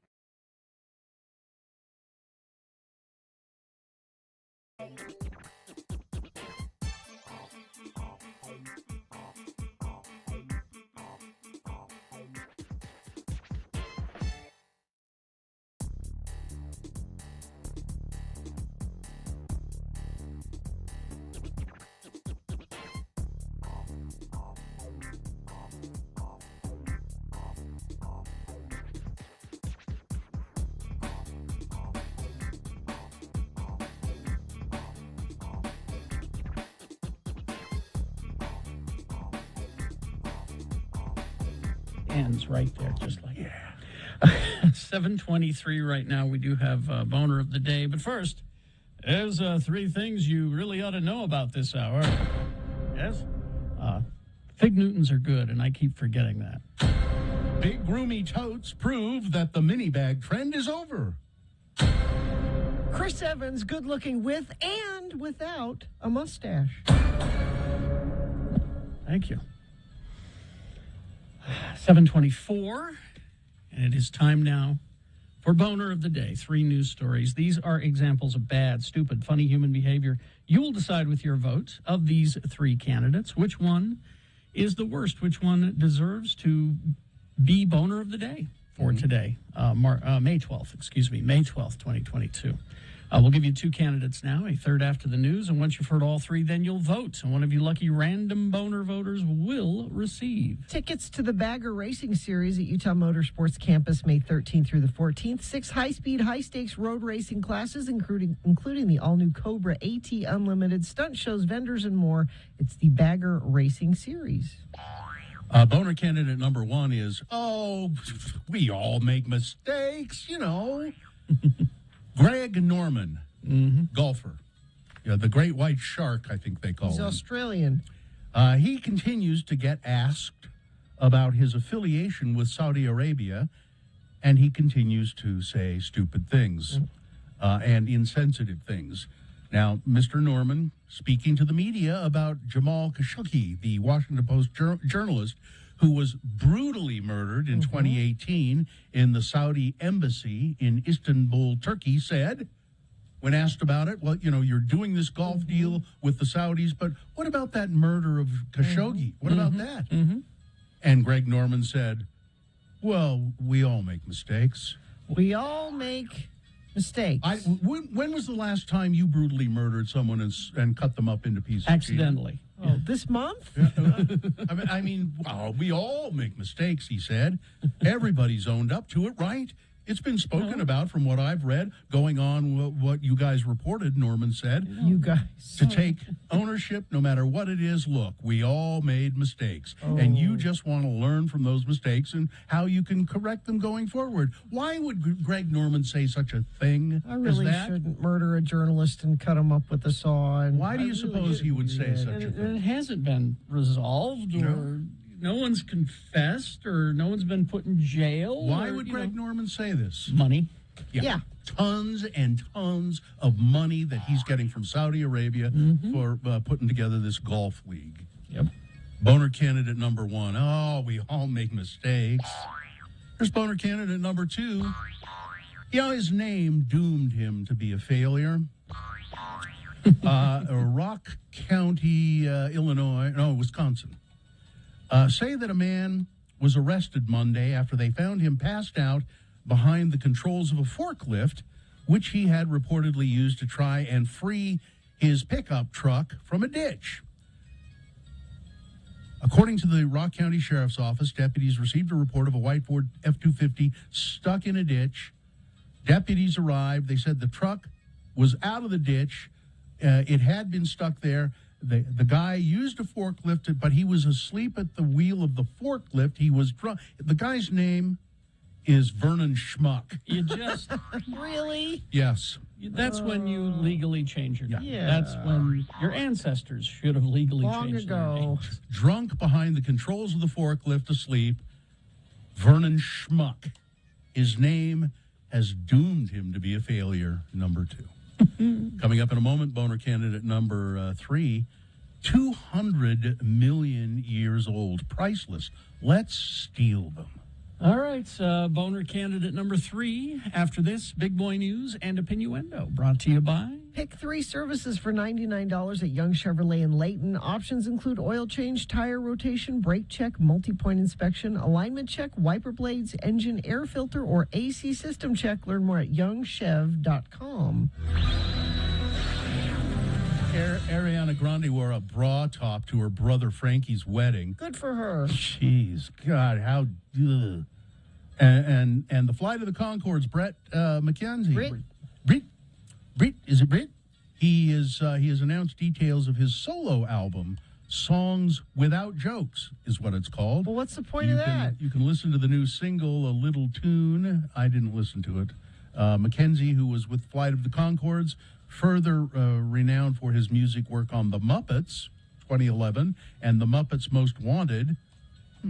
Am I a man or a Muppet? Will release the LP on August 26th. Good for him. I'm excited for him to be, trying to do something serious. That's great. Great.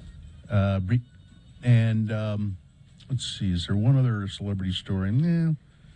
Smashing Pumpkins going out on tour with Jane's Addiction. Really? Yeah. Wow. They've announced details. North American tour, Jane's Addiction, and Smashing Pumpkins. Let's see if there's Salt Lake City on here anywhere. I'm just trying to. Boy, there's a lot of dates. They're starting in October. They're going a lot of places. They're going to be in the West here. I don't see People of a certain age will not have to get babysitters to go see that show. Yeah. No, I don't see. They're going to be in Colorado, but doesn't look like Utah's on the schedule. Fine, forget it. Well, okay, I will. The average number of new cases of coronavirus in Salt Lake County reached 242, as best we can tell, yesterday, a 3% increase from the day before. Since January of 2020, at least 1 in 3 people who live in Salt Lake County have been infected, and at least 1 in 708 people have died of the coronavirus. I know a lot of people are out at my kids' schools, like more than have been in a while. Wow. The vaccination rate for Salt Lake County, all ages, 70% have been vaccinated. Ages 6 and up, 76%, and older people, 65 and up, 95% of them have been vaccinated But not in boosted. Salt Lake County. Not That's boosted. just vaccinations, yeah. Oh, okay. Some of them may have been boosted, but they're not all of them. Get your booster. And the vaccination rate for the state of Utah is pretty similar, although Salt Lake County a little higher, all ages. Let's see. The driver accused of killing a pregnant mother in Salt Lake last week was charged Wednesday with 2 counts of automobile homicide for the woman and for her unborn child. In addition to homicide charges, Jack Keith Archibald, also formally charged with 1 count of DUI and 2 counts of failure to remain at the scene of an accident. Libby Allen was walking on a sidewalk near 9th East with her 2-year-old daughter. She was hit by Archibald after he had driven off the road. The woman was 5 months pregnant when she was killed. Her daughter was critically injured in the accident. And by the way, I would just as a side note, I think I got this story from Fox. Be careful how you do your headlines. This says, driver accused of killing pregnant mom nearly 3 times over the alcohol limit. No, it should be the driver was 3 times over the alcohol limit. There's a missing comma there. A comma was should be in there somewhere. This is shocking news. Lifeguard shortage could impact pools in Salt Lake County. Oh, no. There's an everything shortage. I know. The Salt Lake County Parks and Recreation spokesman Josh Reusser explained that they need anywhere from 200 to 300 lifeguards because there are 19 indoor and outdoor pools across the county. Reusser said that they hope to be able to open 9 outdoor pools for Memorial Day weekend. However, that could be impacted by the shortage of lifeguards. If we don't get enough, well, typically what we do is have a contingency plan. So if you have any skills at being a lifeguard, I would be a terrible lifeguard. I know you would. Please line up for Salt Lake County, please. Democrats tried and failed yesterday to push forward legislation to guarantee abortion rights. Thanks a lot, Manchin. Nationwide, as Republicans and 1 Democrat in the Senate blocked an effort to enshrine the landmark Roe v. Wade precedent in federal law. With 51 senators opposed, 49 in support, Democrats fell short of the 60 votes they would have needed to take up sweeping legislation to ensure abortion access and explicitly bar a wide array of restrictions. We knew it wasn't going to pass. We just want everybody on record. And you can't blame Joe Manchin even for all of that because they need 60 votes. Yeah, I know. So they needed a bunch of Republicans to agree to do it, and that was not going to happen. It's a lot of Republican women in the Senate. Yeah. But now now there is a record of who is for and who is against. Mm-hmm. And Roe versus Wade is very popular. Every poll that you see, even the right-wing skewing ones, very popular. Heinz ketchup. Yes. My favorite ketchup. The best ketchup. The only ketchup. Why is there any other ketchup? Wants to be the first ketchup brand in a paper bottle. Huh. How's that work? Their iconic shape of their bottle, they're changing it. Kind of like, have you ever bought soup in those boxes of soup? Yeah, I bet it's kind Are of those like recyclable? That. Yeah, and Heinz might be willing to give the glass away for a package that would certainly be attention-grabbing, a paper ketchup bottle. Heinz announced that the brand had teamed with Polpex, a sustainable packing company that also created Johnny Walker. Oh, I didn't know this. Johnny Walker has a paper whiskey bottle. Really? To develop a renewable, recyclable bottle made from 100% sustainably sourced wood pulp. Heinz adds that in doing so, they are the first brand to test the potential of sustainable paper bottle packaging. That's cool. And Hellmann's Mayonnaise. Bring out the Hellman. Is offering now a new spicy mayonnaise. Mayonnaise dressing. I woke up late, so I didn't click on that story. I just read the headline. What are they adding to it? Flavored with sriracha pepper. Oh. Made with real chili peppers. Spicy mayo delivers mild to medium spice to enhance any meal. Oh, if you want to make fry sauce with that, that'd be pretty good. Including traditional mayo dishes like sandwiches, wraps, burgers, and more. You can find Hellmann's spicy mayonnaise dressing on shelves at local stores beginning in May. Yeah, that would be very good. So you mix the ketchup from the paper bottle and with the Yeah. Hellman's spicy Yeah, there you go. mayonnaise and stir it up. And finally, this story. Yes. Karma is a bitch. I mean, it really is. I hope so. A 60-year-old man who strangled his girlfriend Yes. to death died of a heart attack while burying her body in their South Carolina backyard. I was saving this for a morsel of murder, but go ahead. Deputies found Joseph Anthony McKinnon's body Saturday after neighbors called and reported an unconscious man in a yard in Trenton, the Edgefield County Sheriff's Office said. As they investigated McKinnon's death, deputies found a body wrapped in a trash bag and freshly dug hole and determined it was his girlfriend, Patricia Ruth Dent.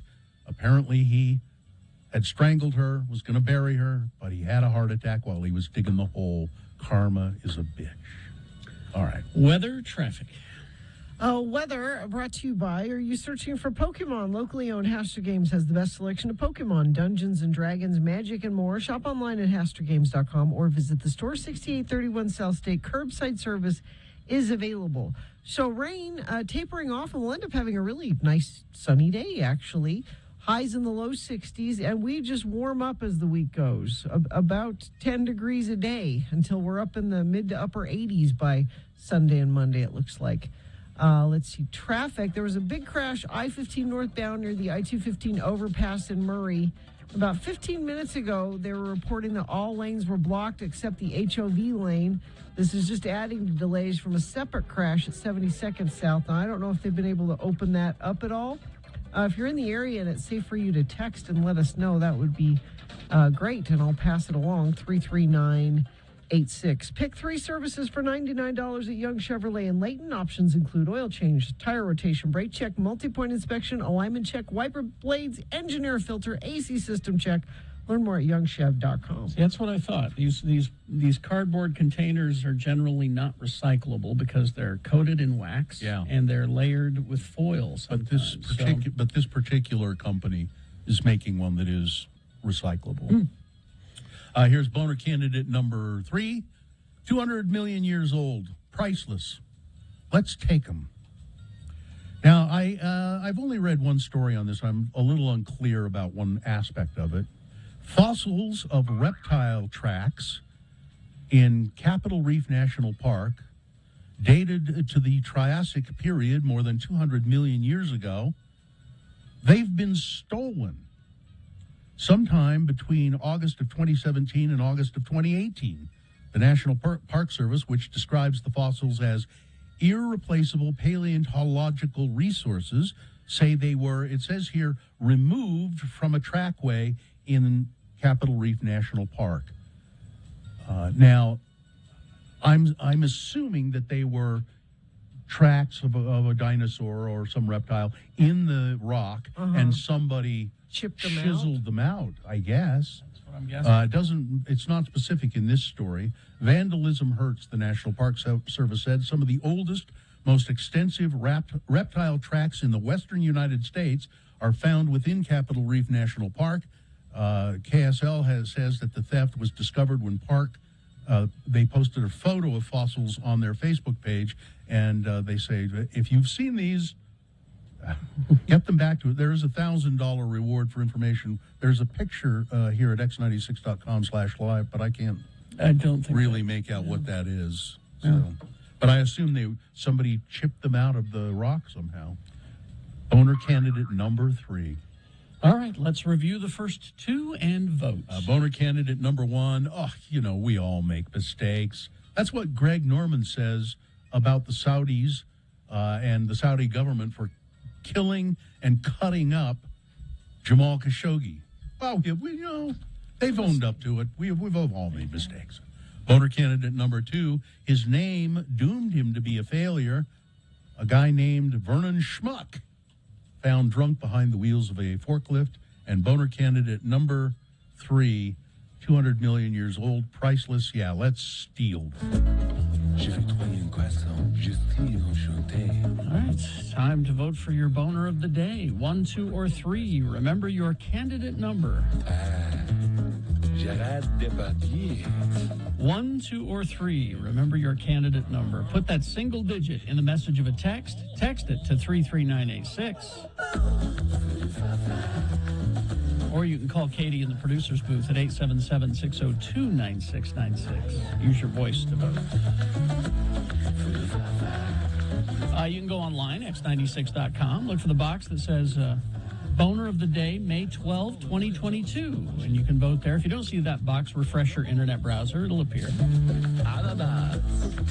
You have 4 minutes to do it, so let's go. This is Boner of the Day. Don't forget, as soon as we award Boner of the Day, that means that the phone lines will be open. And it's X-Poll time. The X-Poll is, have you ever shoplifted anything? I really recommend you use a fake name. So 4 minutes. We'll have that for you coming up. Stand by. When Radio from Hell...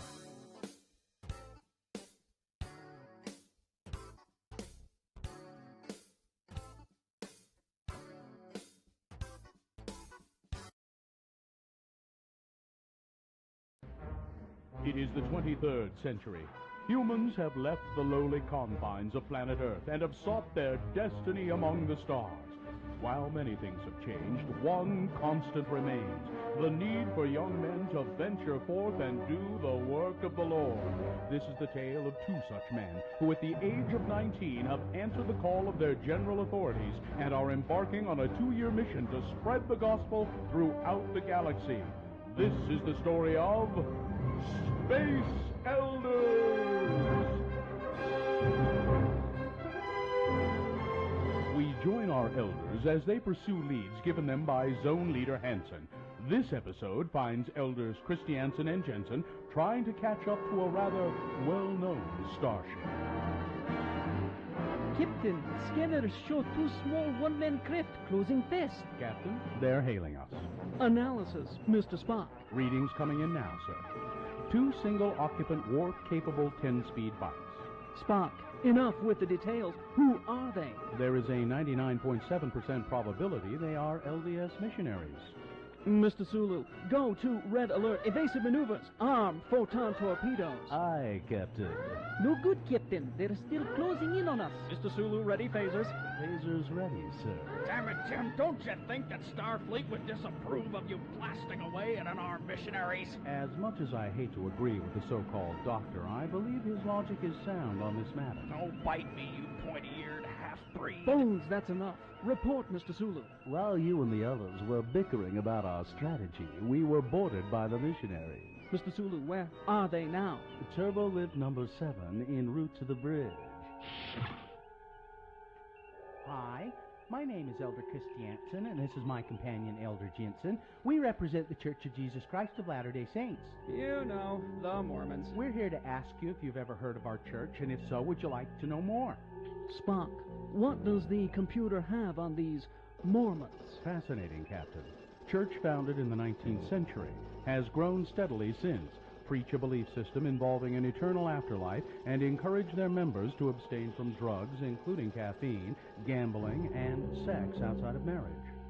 Elder Christiansen, is this accurate? Yep, the pointy-eared half-breed is fairly accurate. No sex outside of marriage. My God, how barbaric.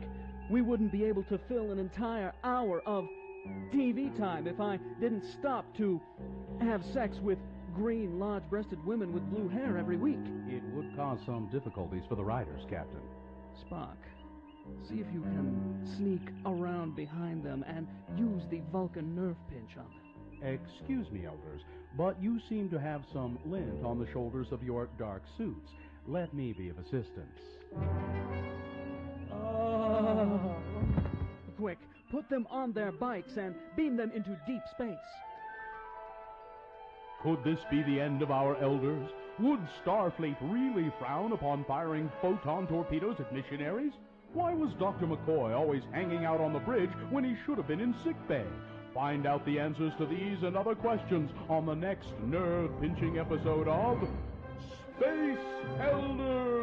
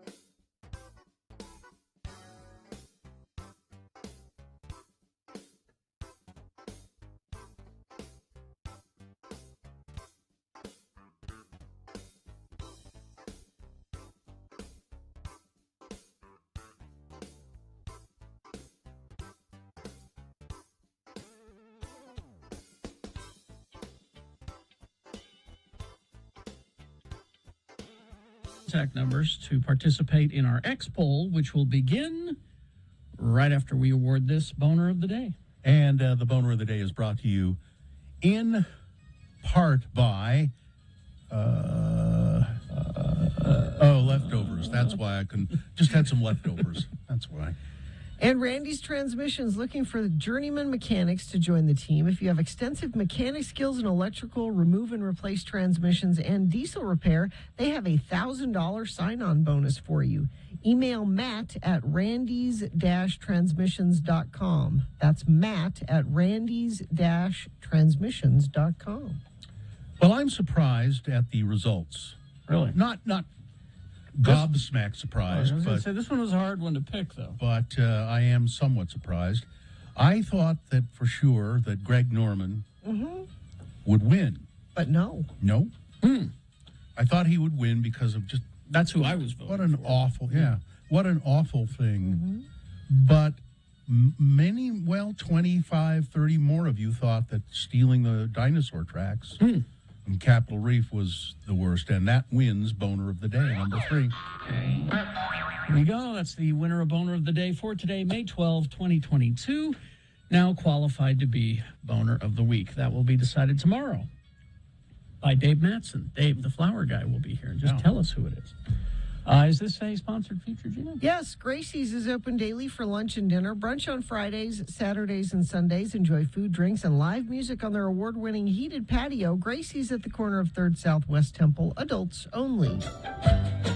The Radio from Hell X poll. We do these from time to time just to get, because people like to chat about certain things and talk about it and bat things around. And the question today, please participate, 877-602-9696. The question is, have you ever shoplifted something?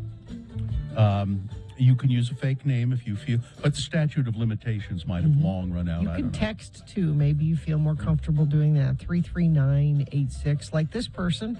In 7th grade back in 1987, Fred Meyer in Taylorsville kept their cigars at the end of the candy aisle. I stole lots of those. Also in the 90s in high school, gas station displayed cigarettes on the counter. They were easy picking. Now, I think I know the answer to this question. Gina, ever shoplifted something? I have not. Carrie? Well, I have. I need some definitions here. Okay. Because when you say shoplift, I picture that's out on the floor of the store. You know, the old 5-finger discount. You know, when there's a cash register person there and supervision, and you could be seen doing it, right? Is that shoplifting? Because if that's the case, I have not done that. But you've taken something that you didn't pay for. I have done that. What did you do? Well, like I've told the story many times. I used to work at Jerry's Dairy in Salem. I was a bottle washer there once a week. Go there on Sunday mornings and wash the milk bottles. No one was ever there. And as I left every morning at about 10 a.m., because I get there at 4 in the morning to wash bottles, I would step into the cooler because it was a dairy and a burger place combined, right? Which I thought was an odd combination because they were milking the cows feet away from where the food was prepared. I'd go into the cooler and I'd take a soda on the way home. Yeah, that's not shoplifting. That's petty theft. That's just petty theft. Yeah. Okay. Now, shoplifting, I shoplifted one time that I can think of. And I was really young. I think I was about 7 or 8, something like that. And I don't know why I wanted this thing so bad. It was in a drugstore, and the drugstore had, toys and things like that, And it was a rubber pirate's dagger. Ooh. With a hilt, and it was about a foot long or something, and it was rubber. It was a and I stole it from the store. And my mother, when I got home and I was playing with it, my mother said, "Where'd you get that?" And I said, and then I told her, I took it from the store, and she said, "All right, here's what you're going to do. You're going to go back over there, because it was very close to the house. You're going to tell the man that you stole it and apologize and give it back to him." And God, that was awful to do. It was hard. It's a good thing to remind people this isn't just fun, it's a crime. Friend of the program says, I shoplifted. I got a third-degree felony for stealing a bag of blow pops from Walmart. Whoa. It was a felony because I had a prior shoplifting charge. Oh. So we are not Sticky fingers. encouraging you to No. shoplift at all. That guy's got sticky fingers. Mm-hmm. 877-602-9696. I've accidentally shoplifted. Yeah, we got a story of accidental one here on the text. Who says my husband and I accidentally forgot to scan soda when we went grocery shopping. I worry about that when I'm doing the self-checkout, that I'm going to do it wrong or... You know, like sometimes you're buying multiple things and you think you've scanned it twice and you didn't. You probably are. You should never do that. You should You should always do it. Use a checker. I don't like to do it. I think I shoplifted accidentally a magazine. I had it under my arm. You know, I had a bunch of other stuff, and I stuck it up under my arm, and then I was just doing it, take out purchases in the cashier and everything, and I walked out and walked to my car and went, oh, wait a minute, I've got this magazine. I took it back. All right. When I was 16, my BFF and I would drive up from Nephi to Grand Central in Spanish Fork. I don't remember us having a Grand Central in Spanish Fork. Anyway, we would steal earrings, makeup, small stuff, so much stuff. I still have and use a brass key ring that says Touch of Class. Good for you. No worries. We both became successful 54-year-old adults. Someone else says, in college, I desperately needed a pencil for class, and I didn't have the money to pay for it. I shoplifted one from the campus store. A pencil. All right. Well, let's take a call or two. Let's start with Tim. It's our old friend Tim the Tree Guy. Hey, Tim. Good morning. Tell us your story of shoplifting. Okay, well, I used to smoke when I was a kid, and I was in, you know how they used to have the arcade games and stuff and the Circle Ks and whatnot. There was two tellers there. It's the summertime. I'm wearing a pair of shorts, a T-shirt, and flip-flops. And remember, Camel used to have their promotional things where you could buy like 3 packs and get a hat or whatever it was. And they had a display right there by the counter at the cash register, had one of those left, 3 packs and whatever was with it. One guy that was working there was on a video machine behind me. The other guy was at the counter. And I talked to them both for about 2 minutes, and I stole that and left, and they didn't even notice. Way to go, Tim. You know what? It scared me straight. I stopped stealing. I stopped shoplifting after that. I was like, man, that was too easy. I can't do that anymore. Thanks, Tim. See you later. Thanks, Tim. All right, let's go to, is it AJ? AJ? It's AJ, yeah. Okay. AJ. Hi. Hi. So my grandpa, my uncle now, owns a store in Manti and Jensen's department store, if you ever get down there. Okay. And I helped him in the store growing up as a kid, and they sold tennis shoes, and Nike had a little promo for Barbie tennis shoes, and they had a little bracelet that came with it if you bought the shoes. But they kept them in a jar, and they would give them out once they bought the shoes, but I kind of like went through the jar without anyone looking. I was about 8 years old, and I took it, and I came home back to Salt Lake City, put it in my dad's bathroom drawer because I knew I did something wrong. Yeah. My mom found it, and she's like, you have to tell Grandma and Grandpa. So we went back down to Manti months later. I told them. I got up all the nerve. AJ, stealing from grandparents is the worst. And I was Mormon. I had just gotten baptized. Oh, geez. Well, now. Yeah. You're doomed. And so my grandma, yes, her heart, pulls me over, and she goes, you know, your grandpa puts people in jail for things like that. Yep. I think he should have taken you to jail. Sobbed, ran down the stairs. My mom was so mad. Not my mom's parents, my dad's parents. So. Well, that's a You good never story. did that again, though, AJ. Steal, I did not steal. No. For a long time. There you go. AJ. Thanks, For a AJ. very long time. Maybe till like 20 years later. AJ, please, these confessions, stop it right now. Bye-bye. All right, we'll talk to you later. The X poll continues after this. 877-602-9696 or text 33986. Have you ever shoplifted something? Traffic, Gina, please. They've lifted the traction law in Big and Little Cottonwood Canyons. Roads are still wet, though, heading up there, so be aware of that. And you might be dealing with wet roads part of your commute today, although it seems like the weather is letting up this morning, so that's good. Crash northbound I-215 east at 33rd South in Mill Creek. Crash southbound I-15 at 1400 north off-ramp in Springville. Crash northbound I-15 66 south in Midvale. There's a couple different accidents causing that issue northbound I-15 all the way from Draper up into Mill Creek, it looks like. If you see something, you can text us 33986. Homey is the new way to buy and sell a home without paying crazy high 6% commissions. It's the way real estate should be. Go to homey.com. Homey has your back. All right. The X poll continues after this. Have you ever shoplifted anything? Let us know. Wendy's for breakfast. You hit the drive-thru on your way to work and pick yourself up one of these hot honey chicken sandwich. Now, this is at participating U.S. Wendy's. The hot honey chicken biscuit is available only during breakfast hours. And since we are in those breakfast hours, swing by the drive-thru and pick this up. It starts with the hot honey sauce. They drizzle that over the spicy chicken filet, and you can have it prepared one of three ways. It's your choice. Then they throw on the applewood smoked bacon. Delicious, of course. And just keep going from there. Melty pepper jack. And then they grab a handful of those sweet and spicy, crispy, tangy, crunchy dill pickle chips. Those dill chips. Oh, they're just delicious. And they add a nice crunch to the sandwich. And if you get it during breakfast time, it's served on one of those Wendy's warm buttermilk biscuits that they're known for. So swing by for breakfast this morning. Get yourself one of these hot honey chicken breakfast sandwiches.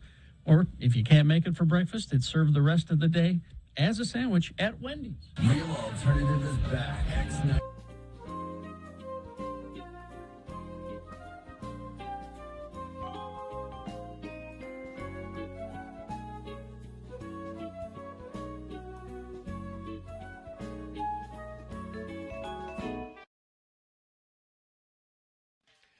The lightning round of Ask a Bullfighter. You could still get in a phone question if you want, 801-359-9696 or 877-602-9696. But we have a lot of text questions. How about your health insurance, Ammon? They must be some. There must be some restrictions, or you have to have. You must be risky. You have to have special health insurance, or what? I don't. It probably would be a good idea if you were going to do it. You've had injuries. Good idea. Just thinking about this, are you? All right. Hey, wait a minute. Why didn't I think of that? So what do you? I mean, has your health insurance covered you so far? Yeah, on the cases where I've needed to go, a lot of the injuries are. You're just going to be sore. You can't really do much for it. Cinch you up. We just cinch you up on the kitchen table. Yeah. Until that big brain injury comes around, then you're going to wish you had it. Let's see. Text question. Not me, of course. I want to ride a bull once before I die. How would I go about doing this? Good. Well, that's his bucket list, I guess. Yeah, it's probably easier than a lot of people think. Make it the last item on your bucket list. And finally. Actually, the Broken Heart Rodeo Company has practice where they buck out some of their younger animals just to see how well they'll perform. And I'm not sure if he's still doing it, but usually it's every Wednesday night in Ogden at the Golden Spike Arena. Really? Just show up and. Yeah, like there's kids from high school that come and get on, or guys from college that just haven't been riding for a while that want to get back in. You have to pay a little fee to do it. Yeah, I think it's like $20, and usually there's enough guys there that have the equipment that if somebody, I've been there before when people have shown up that have never been on an animal before. I don't have my own rigging. Yeah, they help them do it. So listen to you. That would be a good. And I know on the website, on the Golden Spike Arena website, there's a calendar, and it'll list on the days that they have practice. All right. Let's see. How many bones have you broken? Pretty standard question. Probably 5. 5? What was the most painful one? No pelvis, I hope. No, my pelvis is functioning great. That's good to hear. It's good news for your fiance there too. My worst injury is probably my ankle when I broke it and dislocated it. Have you ever seen a rider or bullfighter lose their life? I have not. That has not happened. Okay. Not where I've been. Thank goodness. Let's see. Do you have to be a big guy to be a bullfighter? Yeah, I would think because you're over 6 feet, I would think you'd want to be a little guy, like a smaller target.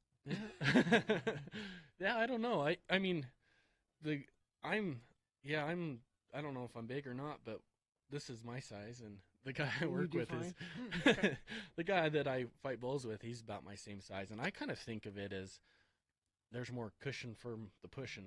You know, I can take more of a hit. And so maybe if I was a little smaller, maybe if I was smaller, I'd break more bones because I got some padding. I don't know, but let's see. Growing up in Franklin, Idaho, where there was nothing to do, have you ever gone cow tipping? You know, no. I actually we tried one time to see how close we could get, but they weren't really sleeping. So. Well, you got to make sure. Isn't that just a myth? I kind of think it is. You can't push a cow over when they're asleep. Gina? I'm going to look it up. That's bull. Look it up. That's bull is what that is.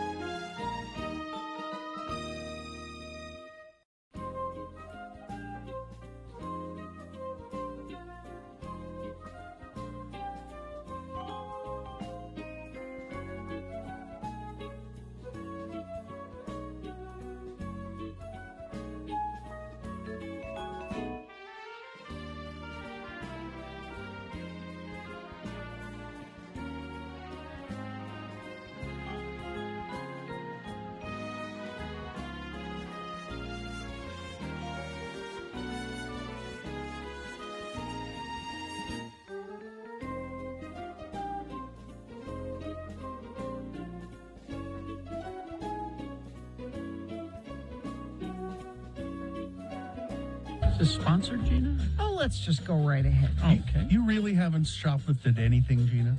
No. 877-602-9696. That's the number. I guess there's a lot of things you haven't done now that I think about it. A whole bunch. 877-602-9696. Call in. Have you ever shoplifted? I fessed up. Let's go to George. Hi, George. Hi, hello. Hi. Good morning. So, good morning. It was a very long time ago, but in the late 90s, there was a CD store in Ogden that I frequented. Spent quite a bit of money there, and one December evening, there was something that caught my eye behind the counter, just laying there, not on display or anything. Leopard print Santa hat. Leopard print Santa hat. Okay. Very specific. Yeah. Yes, it was a promotional piece for the Ultra Lounge Christmas album, which I was quite a fan of. Yes. And I was a fan of that hat. And I asked them about it, and they said, well, it's not for sale. What can I do to get that? I don't know. I don't think it's going to happen. The manager's not around, big story and such. Anyway, it was there a couple days later, and it was not there. Later. Couldn't resist, huh? Yeah. I was feeling pretty bad about it, too. Feeling pretty bad about it a week later, and the store went up in flames, a complete loss. Oh, my God. So, I was going to say, but you asking about it, didn't that make you the prime suspect? I would think, but... Well, you still have it? I saved that hat. Yeah. Yes, I do, and you may have seen me in it on Bring It Out every Christmas. So. There you go. Well, nice to hear from you. I saved it. Thank you, George. See ya. Thanks. Let's go to Jordan. Hi, Jordan. Somebody, Jordan? Jordan. Yes, I'm here. Yeah. What did you steal? Oh, great question. First of all, thank you guys so much for your time. Long-time listener, first time tuning in quite some time. Unfortunately, I've gone through a breakup, and I look like Pete Davidson now. I'm glad you're back. Yes, Jordan. It's pretty obvious. Thanks. But when I was like 13, I moved to Utah from Colorado, and my dad worked at Sev for about 25 years. And he had to, long story short, had to retire early, and we moved out here. I don't know, to gain acceptance or something, if you were to ask my therapist. I stole Red Bulls. Red Bull? Put them in a 7-Up bag. Yeah, my dad would always get Spiff's, stuff we all get for free. And he'd give me a 7-Up bag that I loved, and I stole a bunch of Red Bulls in it. And my younger nephew was with me, and he was going through a lot. And I took the charge, I guess, but like I wouldn't admit it once my dad showed up, so I was so disappointed in myself. Yeah. That was like 6 years ago. So. Yeah. Well, You're you better now, right? You went straight though. Like, All right. I don't know. Thanks for your time. We'll see you, Jordan. Cheer up. Confession's good for the soul. Yeah. Thanks, guys. I know it's radio from hell to everything, but God bless. See you later. George. Jordan, thank you. This texter says, I once shoplifted a comforter. That seems like an awfully big thing. How do you? You just Well, tuck that under your arm and walk I out of the guess. store? Yes, I don't know. Somebody else says, I was sent to juvie when I was younger for shoplifting at Zoomies. This is a crime. You can get in big trouble You for can. it. Yeah. Let's go to David. Hi, David. Hi, guys. Long-time listener. Thanks for letting me listen. Thank you. So, back when McDonald's did their Monopoly game, I ended up walking off with a bunch of their drink cups that had the little game pieces on them. Yes. And I ate for free for like 3 weeks. Wow. Yeah, never felt guilty once, did you? It was all fries, right? It was. Oh, no. There's nothing wrong with living on fries, Carrie. That's all I Absolutely ever got when nothing wrong. I went and did that game. Thanks It was for calling us. Thank you, Dave. Thank you. All right. 877-602-9696 is the number to call. Let's see. Stole some bath bombs from Walmart at 17. I've been banned from ever returning, and now I'm 38. This says, when I was about 5 years old, I shoplifted a TV guide because it had a picture of Daffy Duck on it. Take that, Dan's on 13th East. My mom made me go back to the store and confess. I remember, so I did had another shoplifting story. I've forgotten this, and I told it on the radio. Whenever I was at Smith's, I would, if I was shopping at Smith's, and I'd get the open food, the bulk foods? the bulk food, and I'd always treat myself to a handful of cashews. That's stealing. Or so. Well, I just was talking about, and the manager, you'll remember the manager of the Smiths called and said, Bill. That's stealing. She said, and I think I was pretty sure I saw you do that once, and it's stealing, and you better stop. And I said, and I never did it again. Okay, a technical question. Yeah. When I go to buy grapes, and I try one, but I buy the grapes. Well, no, then that's because I haven't. Okay. I have yet to try the grapes and not buy the grapes. Right. So I guess it's okay as It's long as you fine. buy the Yeah. grape. As long as I buy the Yeah. grapes. All right. Okay. Let's see. When I was like 10, I stole Humble Gum Roll-On Lip Gloss from the Mervins. When my mom found out, she said I stole from the church because I guess the owner of Mervyn's was Mormon. Oh, I don't know. I don't know that. I don't know. Let's go to, let's see, we're going to get, it's Shane, I believe. Hi, Shane. Hey, how you doing? Good. What'd you steal? Well, it's technically my brother. Oh, you're so right. he used to steal hacky sacks all the time. And he'd wear his big hoodie and he'd just like slip them into his sleeve real sneaky like, right? And he'd hide them in his sleeve and they'd walk out of the store. Well, one time he got caught and the cops came over. He was with his whole group of friends. And his cop came over and hey, you stole something. He's like, no, I didn't steal nothing, you know? And so the cops started searching all of his friends one by one. And my brother snuck back and like was the last one to be searched, right? And the cop would make them take off their hoodies and to make them, search their pockets and everything like that. And he still has like 5 hacky sacks in his sleeve. And so when he finally got to the cop or got to him, he halfway took off his yes, so that he was still there, and the cop let him go, and he got away with it.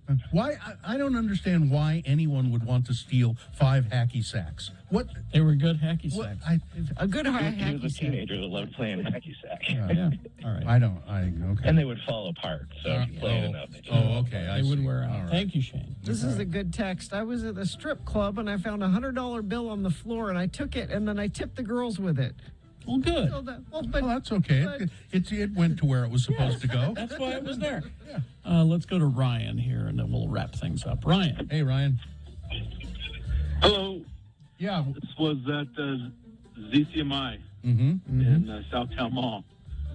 And I stole one of the Weird Al Yankovic CDs. And it had that big plastic thing on it. It was like really long. So you like shove it halfway down your pants and the shirt. And those things are a pain to get off. Yeah. Without the right tool. They are, yes. You got to steal the tool next. Exactly. That's what you go And was Weird Al Yankovic really worth that? Yes. I mean, really? At the time, sure, but now I look back and think, that was. Well, listen, I'm going to let Weird Al's people know you did this. All right. Thanks for sharing. See ya. Thanks a lot. Thank you. We got a lot of response via text, and we just don't have time. Did we put this on our? I guess we put this on our Facebook, so you can probably weigh in there. Yeah, I'll make sure Katie's got that. Yeah, we'll do that, so you can confess in front of everyone. The X poll. Traffic, Gina, please. Yes. Crash northbound I-215 approaching the mouth of Parley's Canyon. The right lane and shoulder are blocked. Traffic backing up before the 33rd South exit ramp. Those are earlier traffic restrictions, traction law for Big and Little Cottonwood Canyon lifted, but roads are still wet heading up to the ski resorts, and you might still see some ponding around. So don't drive through those very fast. It could cause some issues. Take an unforgettable cross-country adventure into the hidden wonders of the natural world. Into America's Wild 3D, visit some of the most beautiful but untamed landscapes of America. Opening Memorial Day weekend at Clark Planetarium's IMAX Theater. I stuck up a gas station one time. Is that? That's not shoplifting. No, okay. That's not. All right. All right. Coming up after these messages and a song, it's Beat Gina. And it's multiple choice pop culture trivia. And if you can beat Gina playing this game, you will win Roger Waters ticket. Again, 877-602-9696, a fabulous prize for a fabulous game. The topic will be potpourri because I've got a lot of leftover questions from the weeks past.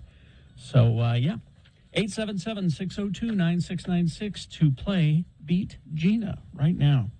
Or during the song, it's up to you. Better chance if you call now. ranlife.com/X96. You know, if you're trying to buy a home while selling your current home, that can be pretty tricky. Ran Life knows that it's very competitive out there in the housing market. And so Ran Life Home Loans has a solution, a new loan type that can be the bridge to your new home by making the process simple and seamless by utilizing your home's equity. The Ran Life Bridge Loan. Ask them about it. It closes simultaneously with the purchase of a new home and gives you 6 months to sell your current home in order to alleviate the stress of purchasing a new home, moving, selling your old home, all of that. So if you visit ranlife.com/X96, you'll find out more about the Ran Life Bridge Loan. Ask about that specifically. It will really help you if you are selling a home and then need to buy a home, a new home to get into. So visit ranlife.com/X96. Ask for a free analysis. Real alternative is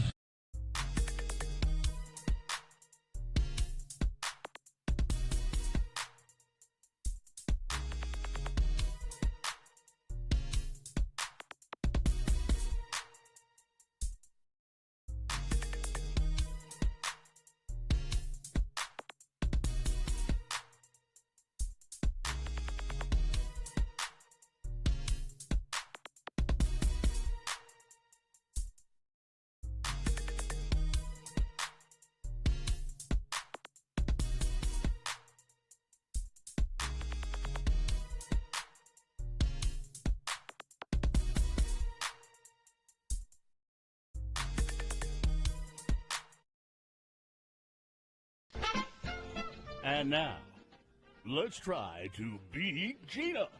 It's the game show that even the living dead love to play. It's the kooky, ooky, and altogether spooky Halloween edition of our game. We have horror trivia galore all this month and fabulous prizes to get. It's a radio from Hell Tote Bag. And now, let's meet our host, the man who knows that when hell is full, the dead will walk the earth. When he's not hosting our game, he's out killing zombies. Kerry Jackson. Oh, thank you, Johnny. Thank you so much. How are things in the basement? Oh, dusty. Dusty. How do you keep your pipes working so well in all that dust, Johnny? I thrive on dust. Oh, okay. The announcer anomaly, that is Johnny. All right. We, off the air, we tossed a coin to determine who would be our contestant, and we have decided that, well, the coin has decided, that is, Debbie is going to be our contestant for Beat Gina right now. Debbie, are you there? I am. Good morning. Hi, Debbie. All right, Debbie, we're going to toss a coin again to determine who goes first. It does give you an advantage in the game. Debbie, heads or tails? Heads, please. Heads. All right. Coin toss app says tails. Uh-oh. That means Gina goes first. Okay. All right. So this is it. It's Night of the Living Dead trivia. Gina goes first. Debbie, this means that this question is solely for Gina. She gets to answer it without any interference from you, like Orange 45. Don't step in there. Shut up, man. Don't make me say it, Debbie. But if she gets it wrong, you get a chance to steal the point away by answering the question correctly. So pay attention, even though it's not your question. Gina. Yes. Oh, first person to 3 points wins. As she fled from the cemetery zombie, okay, Barbara crashed the car that she and Johnny had arrived in. What did she hit? Was it A, a tree, B, a gas station, C, a popcorn stand, or D, Dennis Quaid's dignity? I'm going to say a tree. A tree is correct. Yes. It's 1-0 for Gina. Now, Debbie, you control the question, and we'll have a chance to tie the game. And, Debbie, we're having a little hard time hearing you. At least I am. Yes. Maybe you could step up to your phone a little more. Okay, is that any better? It's a little bit better, but speak up there. Debbie, okay. Where did Ben find his truck? Was it A, at the big Trucktober sales event? He saved a great deal of money on. B, Beekman's Diner. C, the Naughty Pine Cafe in Loa. Ask for Hazel. Or D, the Peach Pit Diner. I'm going to go with B. Beekman's Diner is correct. That is correct. It's now tied 1-1. Gina's turn to try and answer a question. Gina, which actor/actress played one of the Trapped Seven as well as one of the Living Dead? Was it A, Carl Hardman, B, Marilyn Monroe, C, Dame Judi Dench, because she can play anything, or D, Marilyn Eastman? I'll go with D, Marilyn Eastman. That is correct. That was really difficult. It's 2-1. Debbie, now you have a chance to tie. Debbie, what is Karen Cooper's single line of dialogue in the film? I hurt. That's A. B, MAGA. C, I turned myself into a pickle. I'm Pickle Karen. Or D, I can feel myself rot. Oh. D. I can feel myself rot? Good guess, but incorrect. I'm sorry. Gina? Well, then it would have to be, as much as I want it to be, Really? Pickle Karen. You're going to win. You're going to win, if you get this right, Gina. And we won't Going have any for a more of minute? these. We won't have any more of these fabulous questions. Oh, okay, you turned me Pickle Karen. That's my answer. Oh, no. Gina, that's incorrect. It's I hurt. Okay. But you still control the question, I believe. That was the steal, so you still control that was the question. steal, so Yes. now this is your question. You control it. Gina, what does Ben use to keep the undead at bay? Is it A, that new Vin Diesel record? Have you heard it? Yeah. B, fire. C, circles of salt on the ground. Or D, an apple a day. Keeps the zombies away. That's the old saying, right? That's what I heard. Yeah. I don't know. Do we need to stretch this out anymore, or should I just put a stake in it? We can just. Okay. That would be torches. That would be fire. Fire. There we go. You Gina are the wins winner, Gina. the game. Oh, Fabulous. Gina, way to go. Yeah, way to go, Gina. That was It's brilliant. all good. It's all good. Debbie, you were a good sport. Would you like the promise of someday getting a Radio from Hell tote bag? Yes, I would. Yes, I would. Okay. Hang on the line. We'll get your information, and someday someone will contact you about how to get it.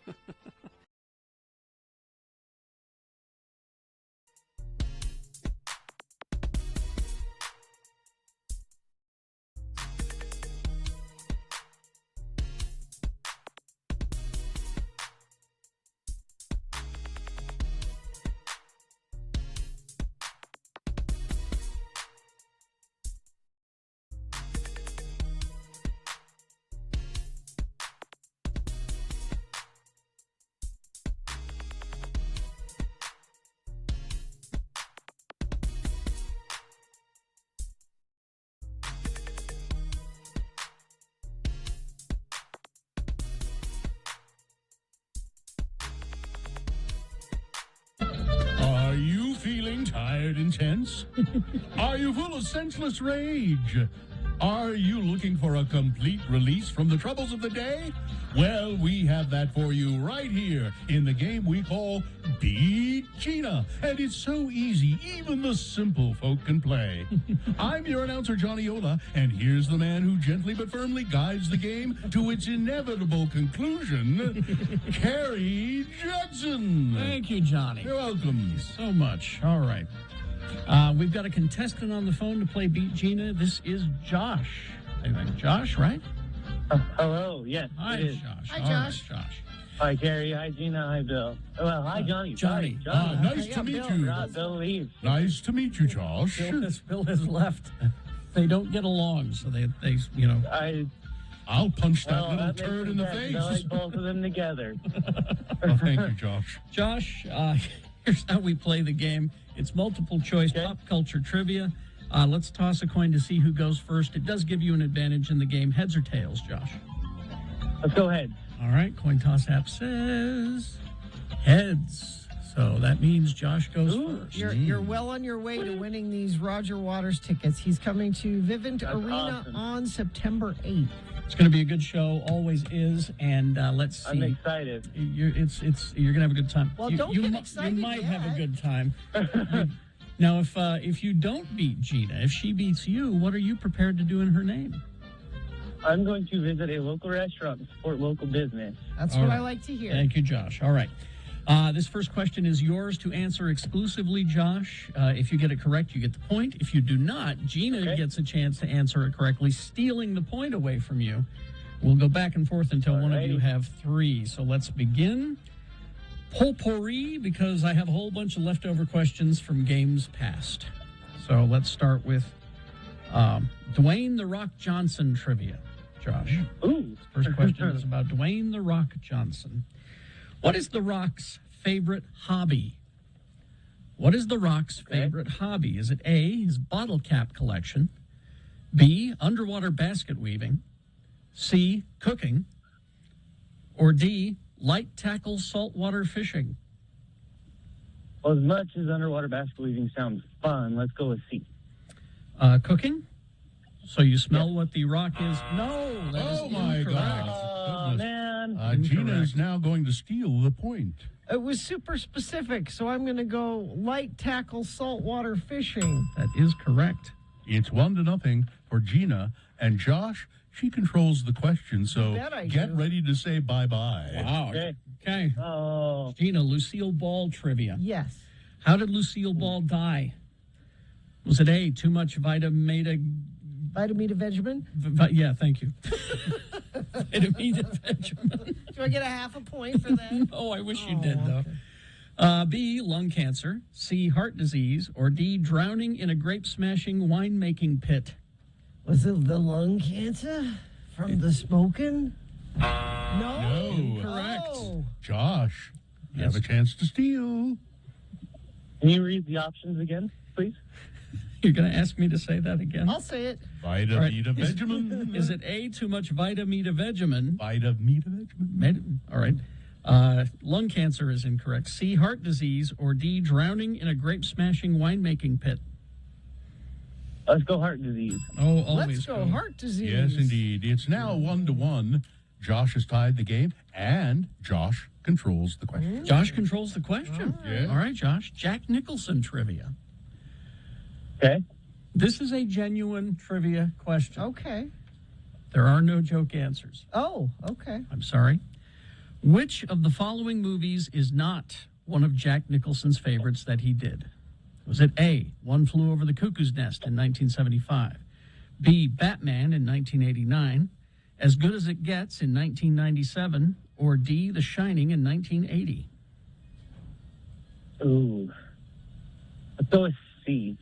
As Good as It Gets, 97? Oh, my. Well, Gina? Did he hate Batman? No. Oh, no. He got rich on Batman. Oh. It was The Shining. He didn't like He it. didn't care for No. The Shining. I think he didn't like Stanley. Must have been. All right, it's 1-1, and Gina has the question. Gina. Yeah. 16 Candles, the movie. Yes. Trivia.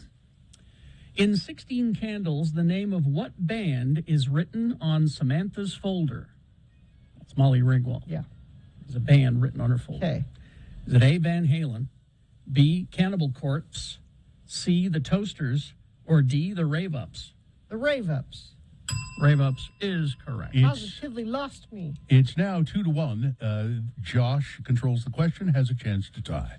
All right. As the game continues. Josh, let's go with some Tom Cruise trivia here. Tom Cruise trivia. Specifically? Gina might win it here. I don't know Tom Cruise. Well, and specifically Top Gun. Aha. So if you don't, you got me. I was going to say if you don't get this, Josh, you're doomed. What does Jester tell Maverick he should never do in Top Gun? Is it A, never leave your wingman? B, never fly alone? C, never forget about what happened over Macho Grande? Or D, never rub another man's rhubarb? Let's go with B, never fly alone. Never fly alone? No. Incorrect. Gina for the win. Sorry, you never leave your wingman. Never. That's right. Never leave the wingman. Oh. It's 3-1. I hate to say it, but I've never watched Top Gun. Me neither. Now, Josh. Sorry, Josh. Josh. Sorry, Josh. No I'm Roger sorry, Waters. Gina. No Roger Waters for you. Well, Josh, if you promise me you will catch up on Top Gun Okay.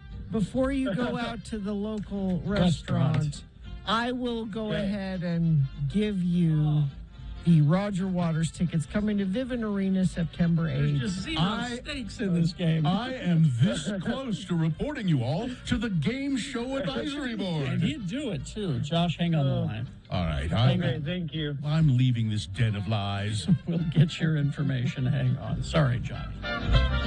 So disappointed. 8:30, Big Boy News and Opinioendo now, brought to you by... Brought to you by Pick 3 services for $99 at Young Chevrolet in Layton. Options include oil change, tire rotation, brake check, multi-point inspection, alignment check, wiper blades, engine air filter, or AC system check. Learn more at youngchev.com. Director Andrew Dominic says that his new movie, the NC-17 rated Blonde, the Marilyn Monroe biopic starring Ana de Armas, is sure to offend almost everyone. He says this movie has something to offend everyone. Dominic made the remarks in a new interview with Vulture, where he reflected on how the movie still fits into the larger Me Too discussion, even though it arrived almost half a decade later. It's an interesting time for Blonde to come out. If it had come out a few years ago, it would have come out right when Me Too hit, and it would have been an expression of all that stuff. We're in a time now, I think, where people are really uncertain about where any lines are. Well, I don't know. I'm not that uncertain about them. Are you? No?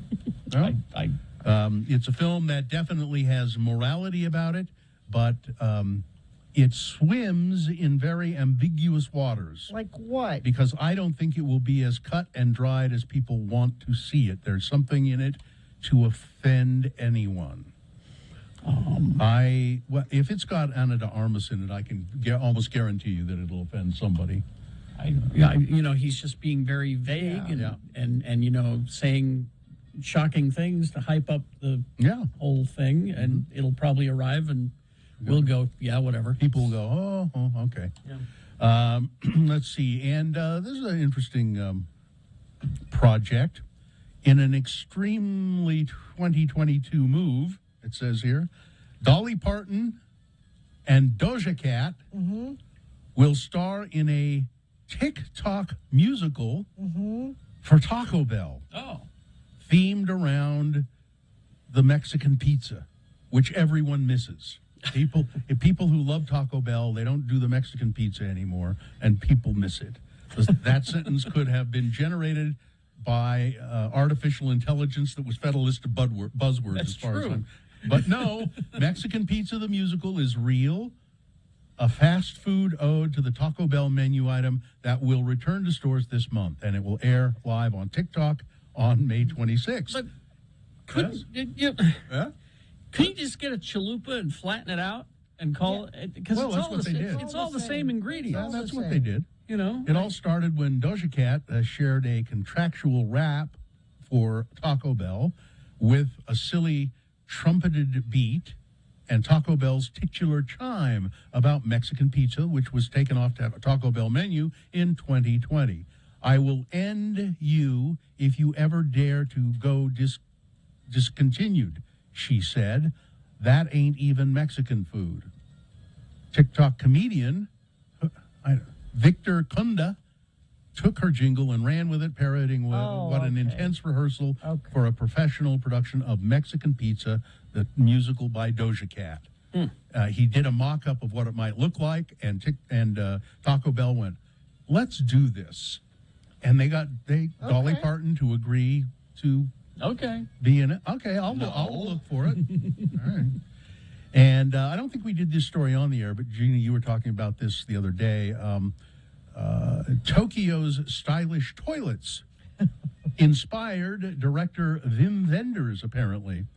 The giant of European cinema, he's called, is making a film about an urban renewal project in which top architects are transforming 17 dingy downtown bathrooms into works of art. There's a picture at x96.com/live. They include one toilet with colorful see-through cubicles that turn opaque when I heard about this someplace else. Yeah. So when you go so Tokyo has public toilets and they have fixed them up, which is a good thing. But they have toilets on the street where this is clear plastic. And there's a toilet there. But when you go inside, something makes the walls go opaque so that people can't see in there when you're But if you're in there, you'd be worried they'd change while you're in there. Well, I think and I think you can see out, which would be really odd. I like that urinal design. That's isn't that nice? Fancy. That toilet looks nice too. I'm all over that. Go see the movie. Let's see. All of the eye-catching new toilets in the capital's Shibuya district are free. They're all wheelchair accessible, and are kept sparkling clean by a team of maintenance workers. This is something very Japanese, said Wim Wenders. There's something just incredible about the whole setting, and I almost think it's a utopian idea, because a toilet is a place where everybody is the same. There's no rich, there's no poor, no old, no young. Everybody's part of humanity. Everybody poops. I think this is his art house film version of that book, Everybody Poops. He said he was approached by organizers about the renovation project called The Tokyo Toilet, and they inspired him to make the film, featuring 4 short stories and starring a Japanese actor named Koji Yakusho as the toilet cleaner. I don't know. I kind of like that. Let's see. Paris Hilton back in the news again. She is. Speaking out about the abuse that she experienced at the Provo Canyon School. In a 2020 documentary, This is Paris, she said, I revealed a secret that I had kept for more than 20 years. When I was 16, I was taken from my home in the middle of the night, spent almost 2 years at a series of residential treatment facilities. My parents had been conned into believing that my diagnosed attention deficit disorder behavior would be fixed by tough love.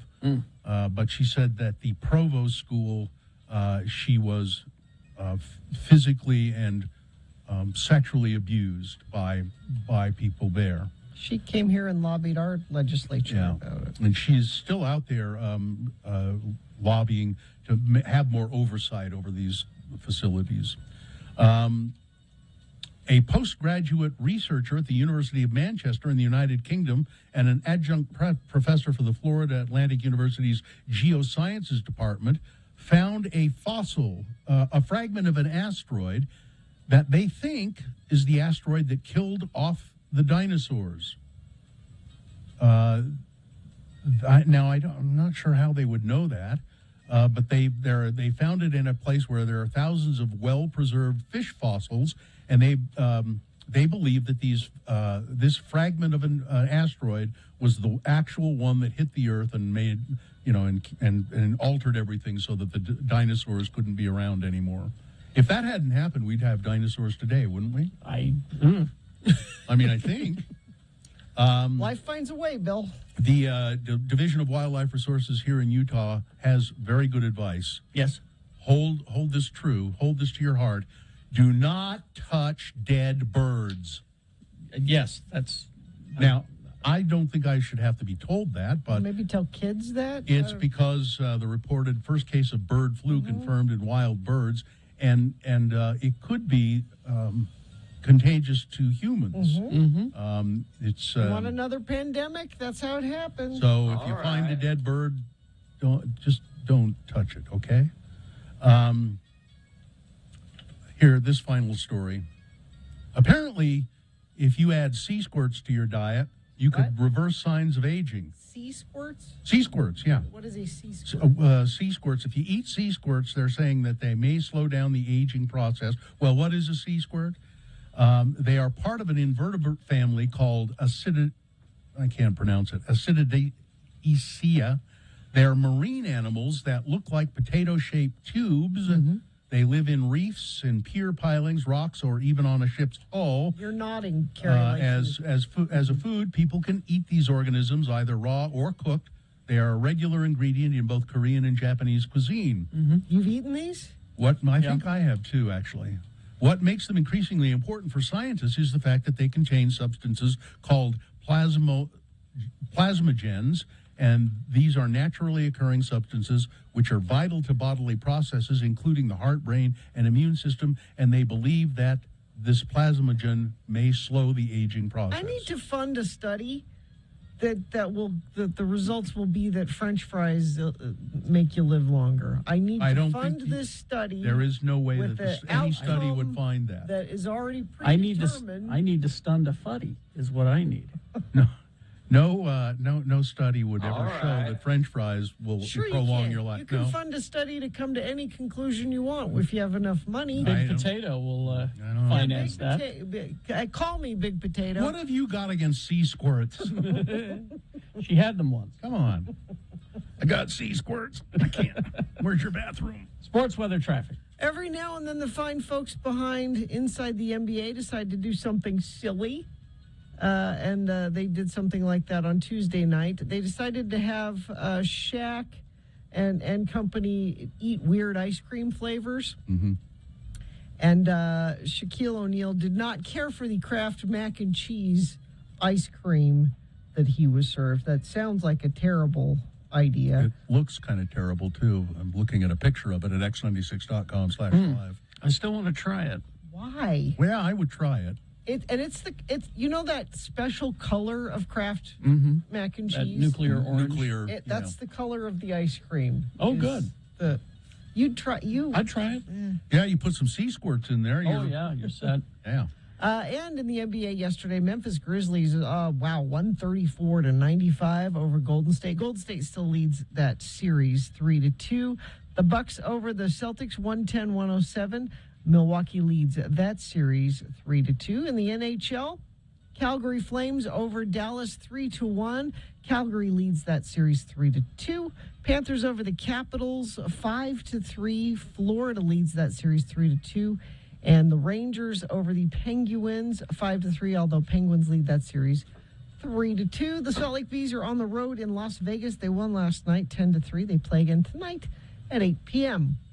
Weather. Well, that rain is moving on out, and sunny skies are moving in. We're going to have nice weather today, 60 for a high, and we gradually warm up almost 10 degrees a day until we hit the mid to upper 80s by Sunday and Monday, and not another chance of rain, it looks like, till perhaps the early part of next week.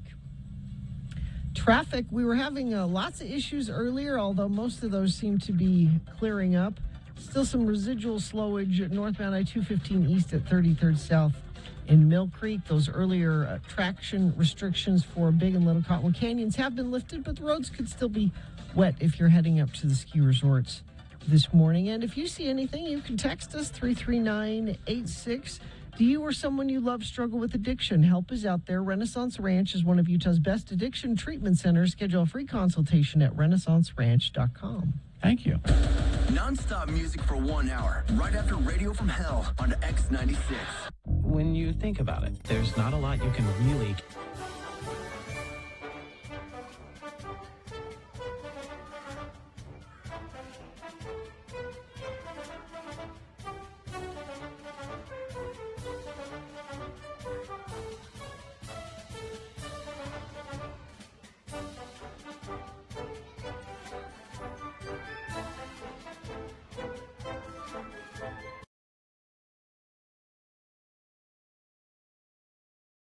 They cataloged 1,568 serials, released over 150 years, and then let people vote on which one is the best serial in history. In history. So not current cereal, just... The greatest serials of all time. I know you feel strongly about that. I do. Over 500,000 people voted. This was a good list. Do you agree with the findings? I do. Okay. There's a top 50. Oh, no, there's a top 100. Top 100. Number 100 at the very bottom got 2,229 votes. I don't know as I've ever even heard of Vanilli Crunch. It no longer exists. Yeah, some of these are gone. It was a Captain Crunch line. Okay. And the mascot was a white whale. But it was delicious. It was just little vanilla balls. Sounds good. They were just delicious. So good. I remember the little white whale. Yeah. Now, do really yummy. Grins, Smiles, and Giggles and Laughs? Yes. That's 99. Never heard of it. It's a kind of a sugary corn-based cereal. It's shaped like Smiles. Okay. All right, the top 10. All right. Number 10. With 5,051 votes, Wheat Chex. Again, a good utility cereal. I like no Cocoa Puff. Yeah. Number 9, Puffa Rice. Again, regional. Yeah. They didn't poll me on this. Well, wait. You know, Gina, there's a reason people don't poll you. No one cares for your opinion. Well, so far this top 10 sucks. Number 8, and you've been urging me to get to it. I've been doing the entertaining part of the list. Now we get to the sucky part. Okay. I knew what I was doing. Number 8, rice crinkles. See I don't again. know that one either. Number 7, concentrate? What's concentrate? I have no idea. That one I've not heard Is of this that a one. British list? I don't No, recognize because Weetabix is not on the list. Number 6, Wheaties. Number 5, Captain Crunch. Number 4, Honey Nut Cheerios. Delicious. Number 3, a good cereal, Cinnamon Toast Crunch. Always good. You like that I one. like that one. Yeah. Number 2, they're great. Frosted Flakes. And number 1. The absolute correct answer. No, and I don't get this, but I know you love this cereal. Quisp. Quisp.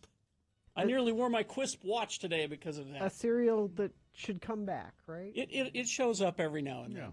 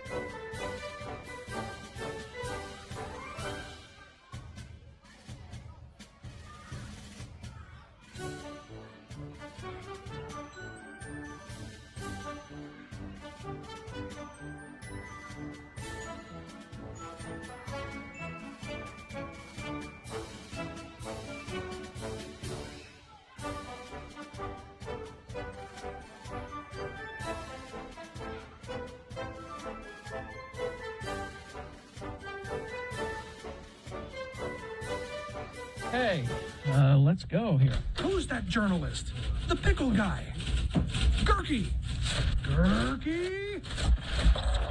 Radio from Hell on X96. Robert Gurky, columnist for the Salt Lake Tribune. And good morning, Mr. Gurky. Hey, good morning, guys. How you been? Good. I'm really excited about your new column that you've done a whole column I see here on the Hello Kitty cafe truck that's coming to Utah. No, I'm misreading. You didn't do a column on that, did you? Well, we've all got our passions in life, so watch for my column this weekend. I haven't quite got there. What is your latest column, or what are you working on? Well, I'm working on something now about this push by the Republicans to opt out of the debate system that we've had in place for the last several years. As you saw, Mike Lee seems to be dodging debates with his two Republican opponents, Ali Ison and Becky Edwards. And then you have the Republican Party just generally saying, well, if we're going to have Republicans debate, we want to pick the moderators, pick the questions. And it just goes against everything that, we've set up this debate commission. It's a bipartisan commission that, picks the moderators, schedules all the debates, specifically so we have a system that's going to be fair to both candidates. And this is on the national level specifically. No, local. No, this is the state level.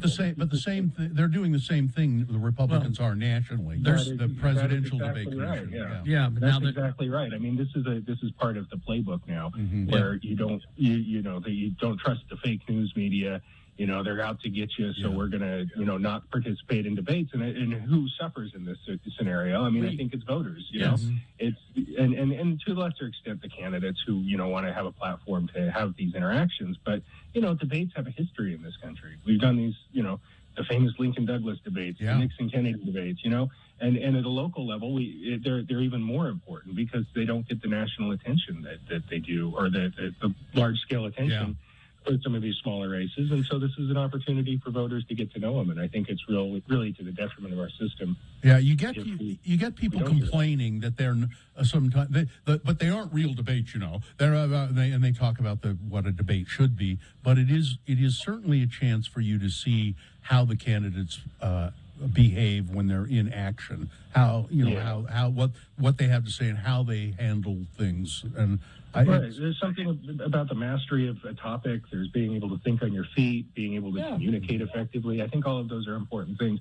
I do agree that I think the formats could leave a lot to be desired with like a 1-minute answer to one of the most complicated questions on earth. It doesn't may not actually learn a whole lot, but I think the interactions are important, and I think it's voters who end up suffering because if we get rid of these. So, that's what I'm working on right now. And I would say, conversely, if we lived in a state where there were just Democrats running against Democrats, I would still want an independent debate. I wouldn't want some hand-picked questions and I want my candidates challenged and asked difficult questions. That's how you get to know them, not by asking them easy questions. And I'm offering to moderate any debate, Republican or Democrat, any debate. I'm sure Mike Lee would welcome that. I'd be happy to do it.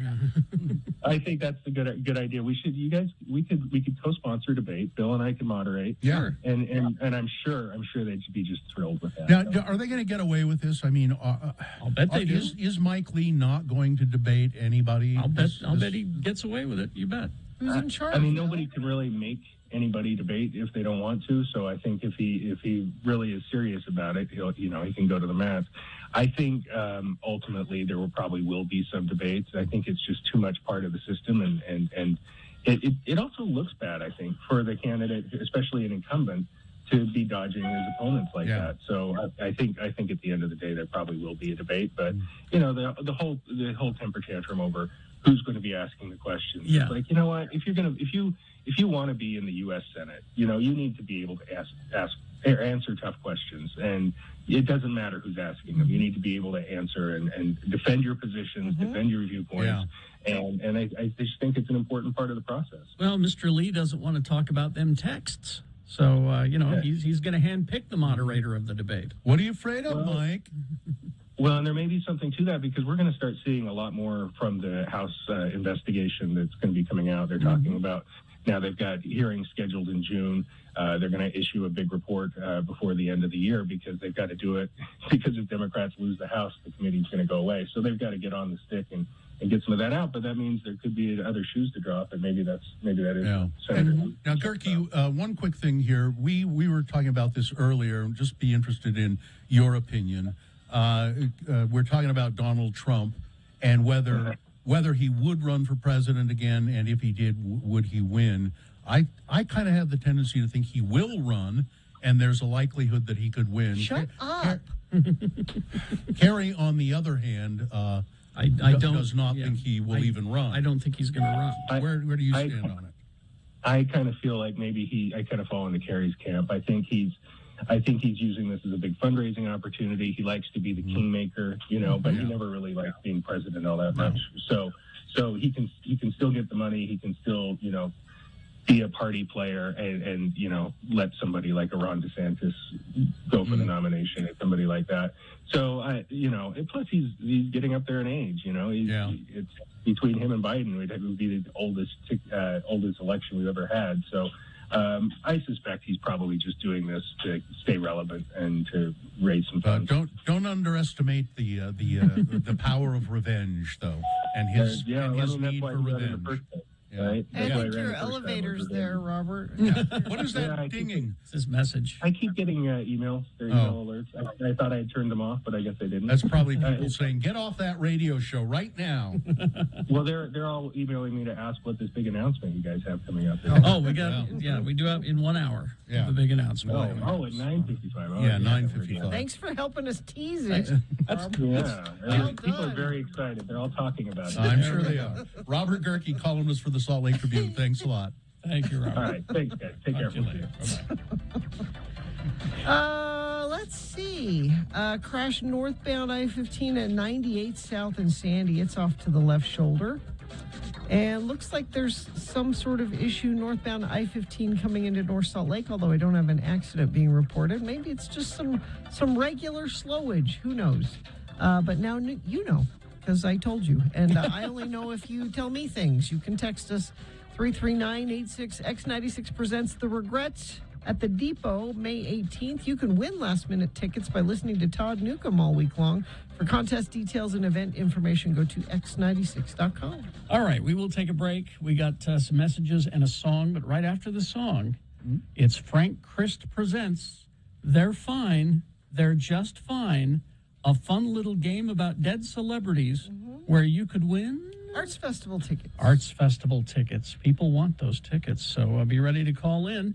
877-602-9696. Renaissance Ranch. The grip of addiction to drugs and alcohol or alcohol on a person is it's almost unfathomable.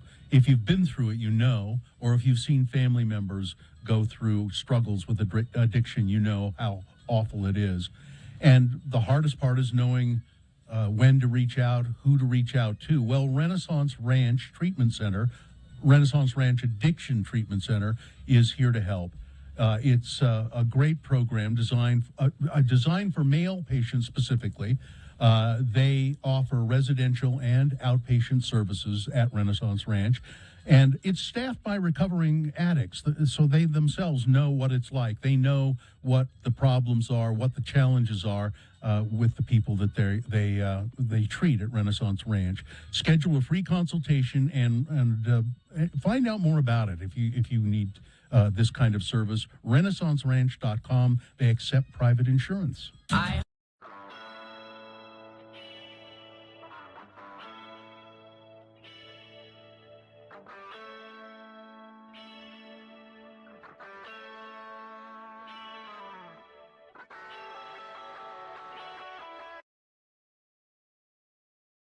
I discovered something really soothing over the weekend. Gina, if you watch this, I guarantee you will find yourself calmed. Now, I think we've maybe have played a little bit of this on the radio before, but I'd kind of heard of it, but HBO Max now has 2 seasons of Joe Pera Talks to You. Oh, yes. Yeah, we did play. Did we play a little bit of that one time? Yeah. From Adult Swim. Yeah, it was on Adult Swim, and now they've put both seasons over on HBO Max. They're short, like 11-minute episodes, and it is extremely funny, but it's sweet and calming. And so I've been looking up stuff about Joe Pera a little bit. He does stand up, and he does stand up in the same way as he does this show. But he plays this character, although that's his real name, who lives in a little town in Michigan, I think, by the shores of one of the Great Lakes there. And he I don't know, what does it remind you of? Have you watched them, Carrie? Have you watched them, or just... Well, it's just, it was the one that I brought to the show was Relaxing Old Footage with Joe Pera.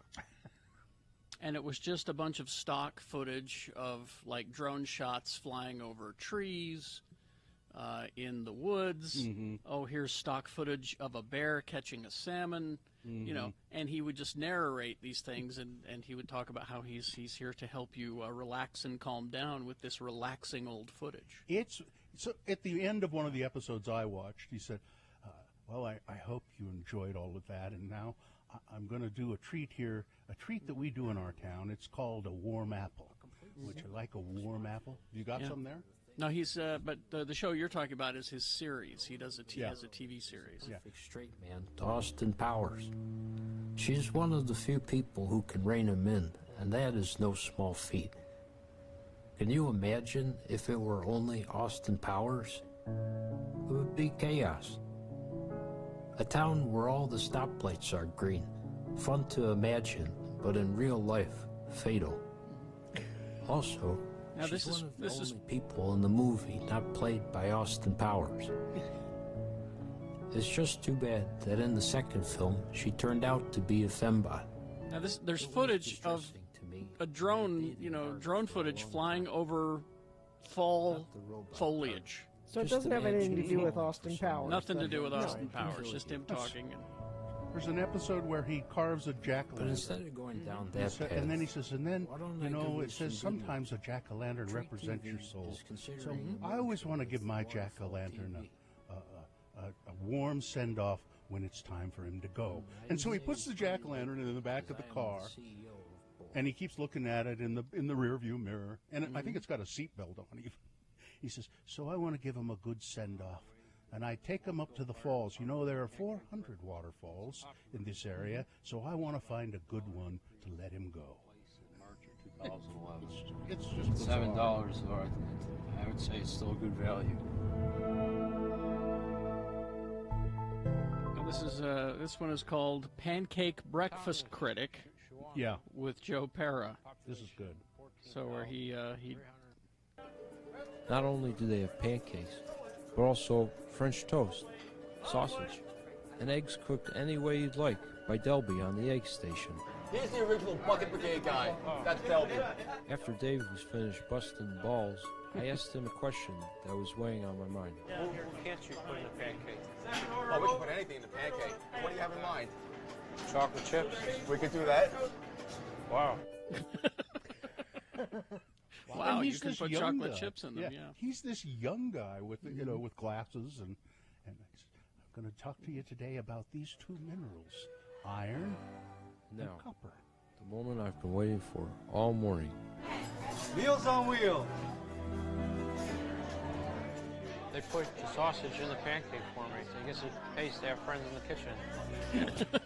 It pays to have friends in the kitchen I who will tell- put the sausage in the pancake That for does sound delicious. If you watch these, you will be soothed and calmed. He's so gentle and sweet, and just there's something wrong with him. And when he does, it reminds me of Andy Kaufman as well, because I saw him being interviewed by Stephen Colbert on his show, and he just stayed the same way. He played that Joe Pera character well. Did you watch the one with his grandmother? No, I don't think so. Look for that one. Yeah, I'm going to watch them all. I watched about 3 of them. They're just This is wonderful. what you do every night before you go to bed now, is watch Joe God, they're Pera. just. I'm not.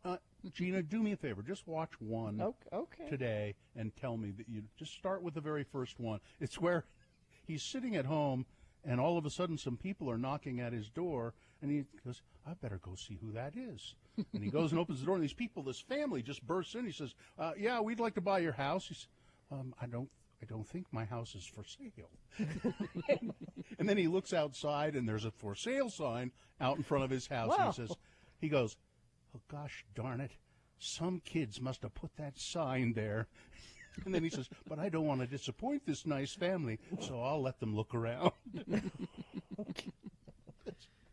It's just charming and great. He's just great. Go to your HBO Max and look up Joe Pera. I do have the HBO Max, so I can do that. You will find it.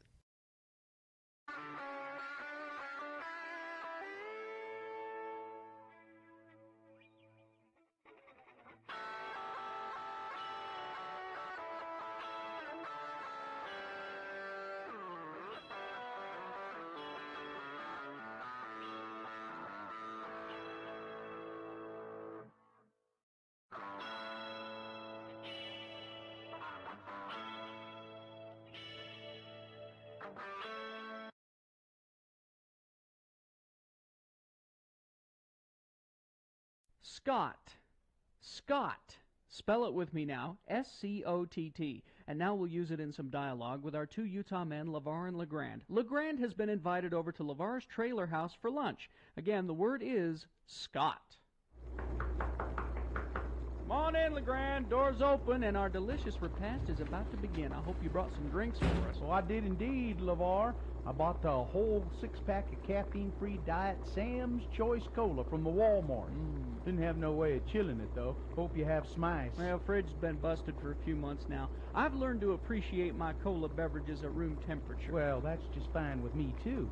I'm always sneaking a cola from down in the food storage room so's Midge won't know I got a bit of an addiction. You see, we keep the caffeinated stuff in the food storage on the theory that in the event of a nuclear catastrophe, we'll need to stay awake so's we can keep the neighbors from busting in, and so's we'll have plenty of energy to be fruitful and repopulate our wasted planet. You know what I mean. So what's for lunch? Beef stew. I helped can it myself. It's Deseret brand beef stew. Because I helped can it, I got a free case from the Bishop's Storehouse. Ooh, I love the sound of canned stew boiling up on the range. Smells pretty good, too. That's because Scott All Natural Garden and Beef Ingredients. Look here at that list of nutritious stuff that comes in this one can. Scott carrots, peas, taters, onions, chunks of beef, and some beef byproducts. Ooh, that's good. Oh, but looky here. This Deseret brand beef stew's got 23 grams of fat per serving. This stew's got more fat in it than 9 strips of bacon, LeVar. Bacon, that sounds good. Let's fry up some strips of bacon to go with our stew. You know, bacon's got an essential ingredient in it that you can only get from a few foods, you know. Foods like bologna and hot dogs and some canned hams. Bacon's got something in it that your body needs? What? Nitrite.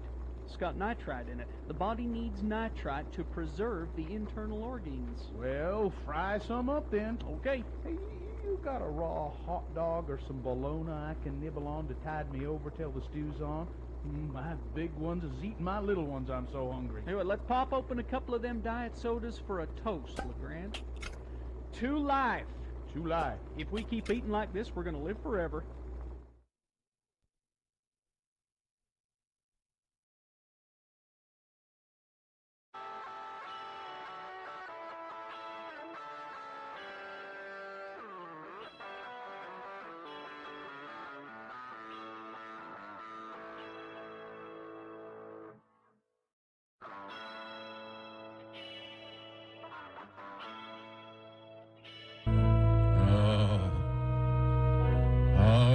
It's gotten cold in the studio again because it's here my he fault. I is. don't understand the thermostat over there. It says plus and minus. It doesn't mean Frank? hot or cold. It's not the thermostat, Frank, it's not the thermostat. You bring the chill with you from the bowels of hell.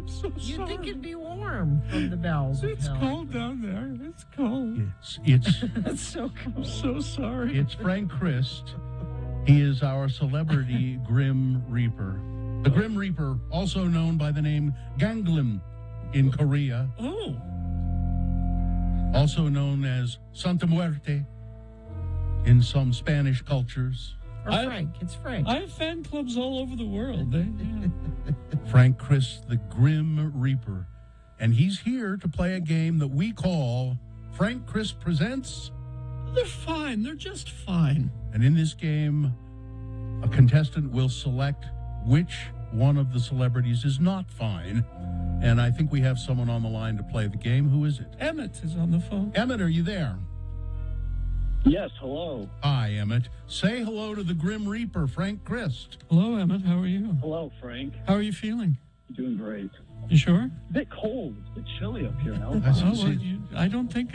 There's the cold even through the phone.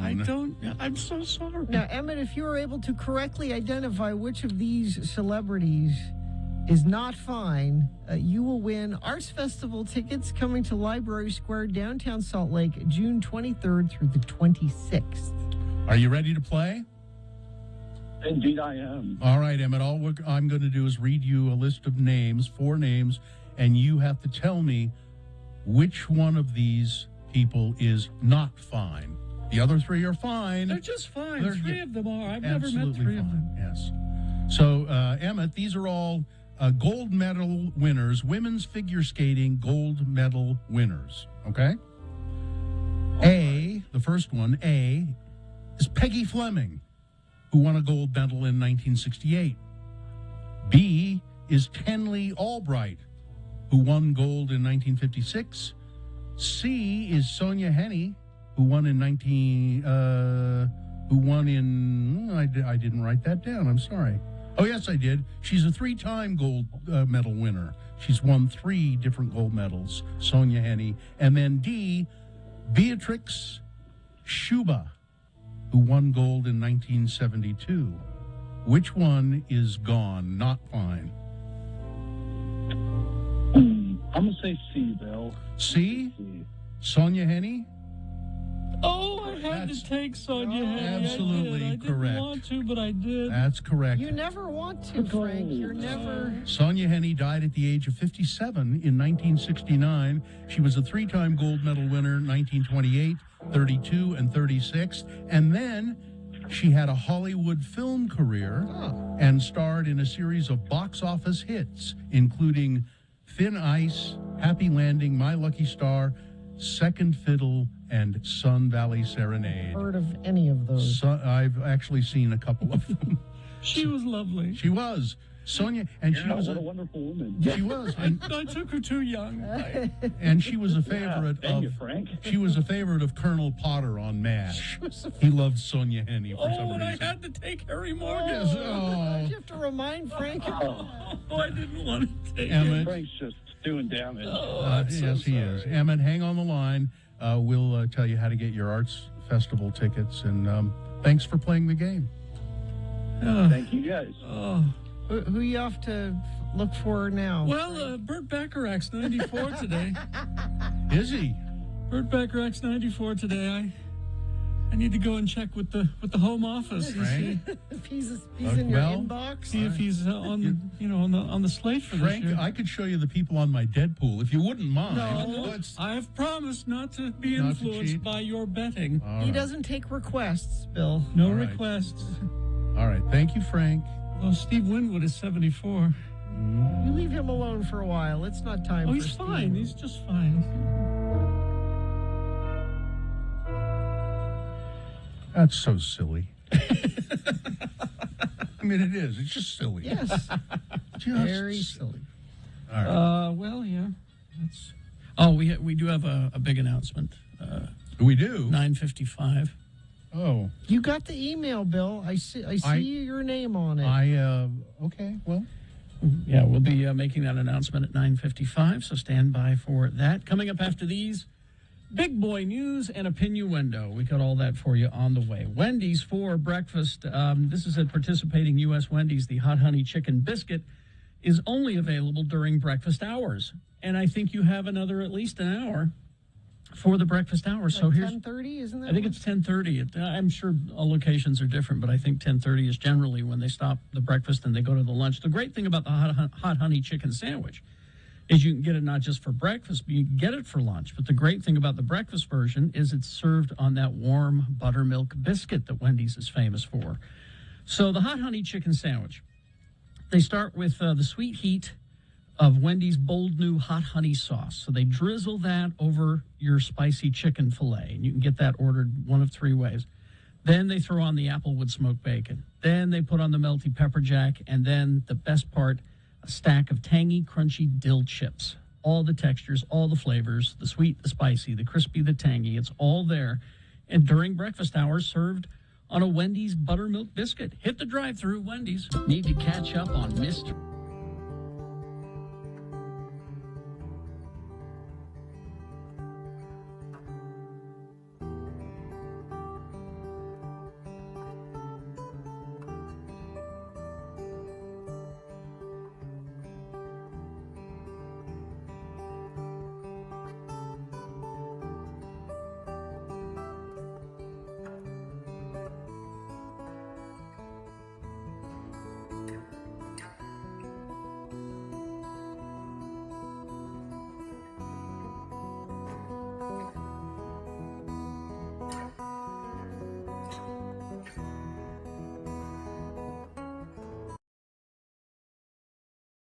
So we flew all Nippon Airlines? Mm-hmm.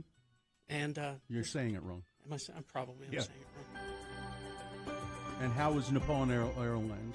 You remember when you used to fly and you got a meal? Yeah. Maybe two? Mm-hmm. And you were treated nicely? You were treated nicely. You got It was a special experience? actual silverware. Let me show you. Yeah. You have a picture of actual silverware? No, I've got actual He's got silverware. it with him. You stole it? Shh. Carrie. They're our allies, Gina. Yes, It's okay. Look at that. Actual metal. Can you believe that? All Nippon Airlines right there. A&A on the thing. So and they're little, So, Yeah. But you could do some damage with this. You could, but they don't have those concerns. This is the theme music for All Nippon Airways. Is that was playing while So this is while you're being boarding? seated? Yeah. While you're boarding, this is It's lovely. isn't it? Yeah. It's very nice. So anyway, yeah, it was amazing. Flying was actually pleasant. And you know why that is? Because those countries, Carrie, are this close to being communist. Oh, really? Well, if that's the case, we could learn from them. The government subsidizes the airlines quite heavily in most other countries. How about that? Maybe that's something that should be looked at, because everywhere I went throughout Tokyo and Seoul and Busan, the streets were clean. People had jobs.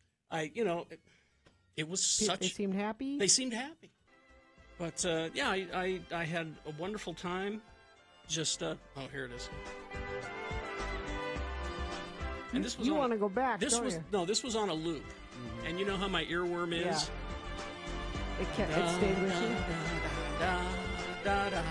Oh, you do. You know the tune. Yes.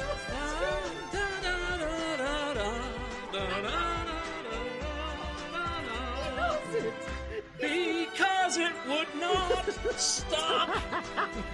It just kept playing over and over. It's the only unpleasant experience about flying on ANA. It's the only thing.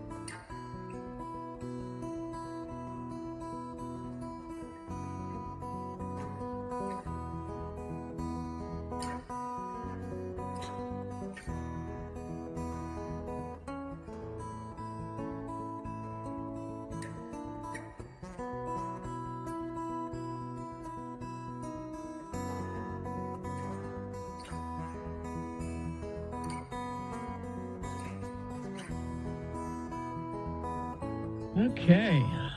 Big boy news and opiniondo now, brought to you by. Demand for nurses is higher than ever. Nightingale College blends online classes with on-ground supervised field experience. Enroll now for the upcoming fall semester. Go to nightingale.edu.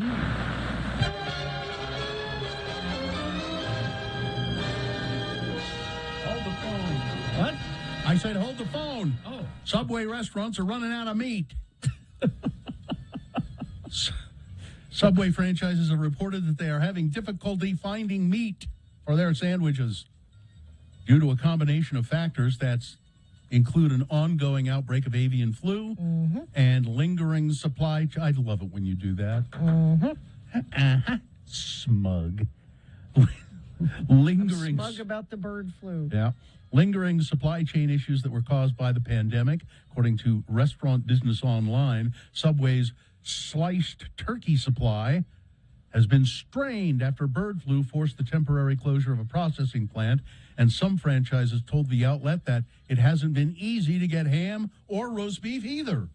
I even chewed on the gristle until all the meat was gone. A Subway spokesperson acknowledged the supply issues due to a temporary production issue at a protein supplier. They don't call it a meat house. No, they call it a protein supplier. Yeah. And added that it was working to source meats from additional meat houses and minimize any issues of the individual restaurants. Get those meatballs away from me. Exactly.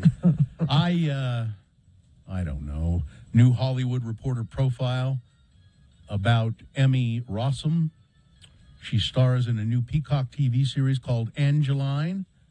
named after a woman who gained fame in Los Angeles. Now, I've not heard of this, but gained fame in Los Angeles for being a Billboard queen. Yeah, Exactly. Angelique. Angelique.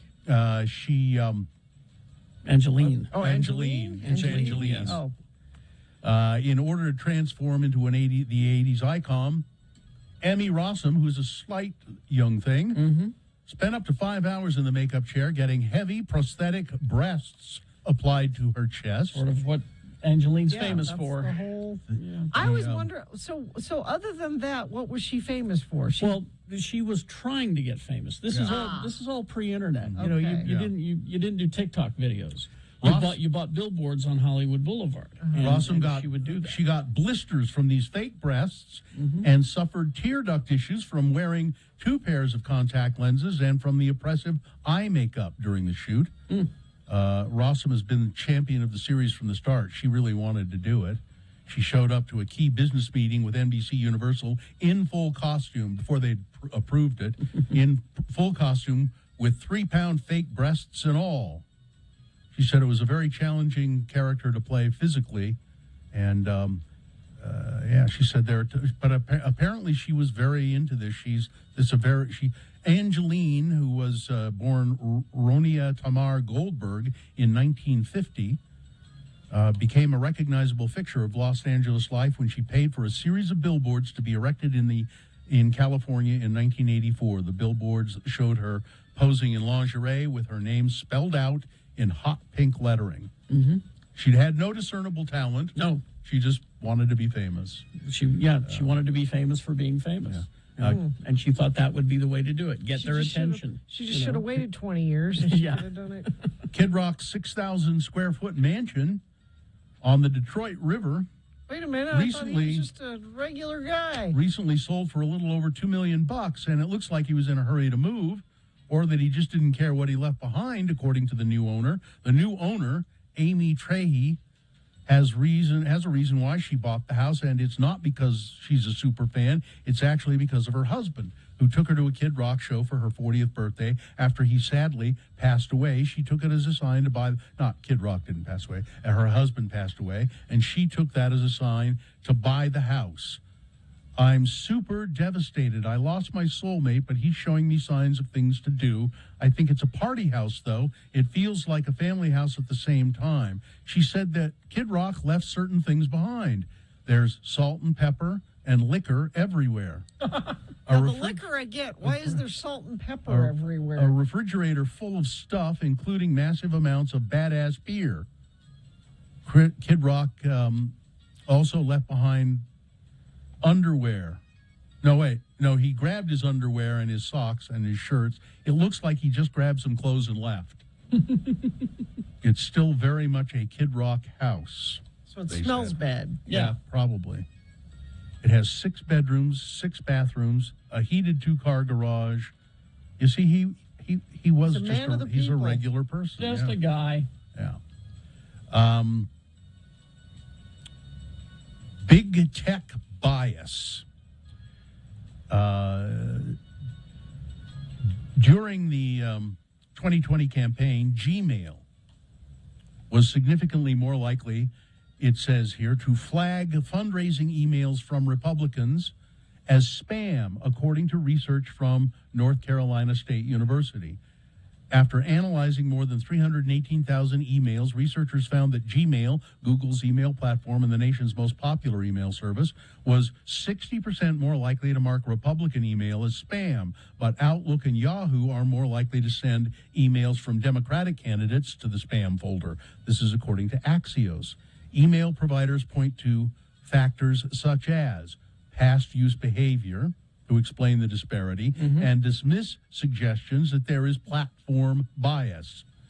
Last month, the Republican National Committee, along with the National Republican Senatorial Committee and the National Republican Congressional Committee, filed a complaint with the Federal Election Commission. They allege that the Republican Party missed out on over $2 billion worth of donations because they were discriminated against by Gmail. The algorithm keeps track of what you open and what your activity Yes. is.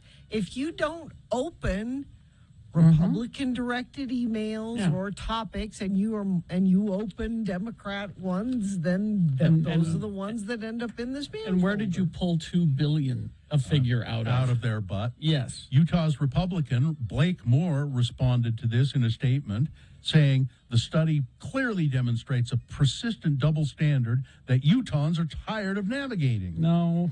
For a free and fair democracy to thrive, it's important that all voices and perspectives, regardless of their political leaning, be accessible to consumers.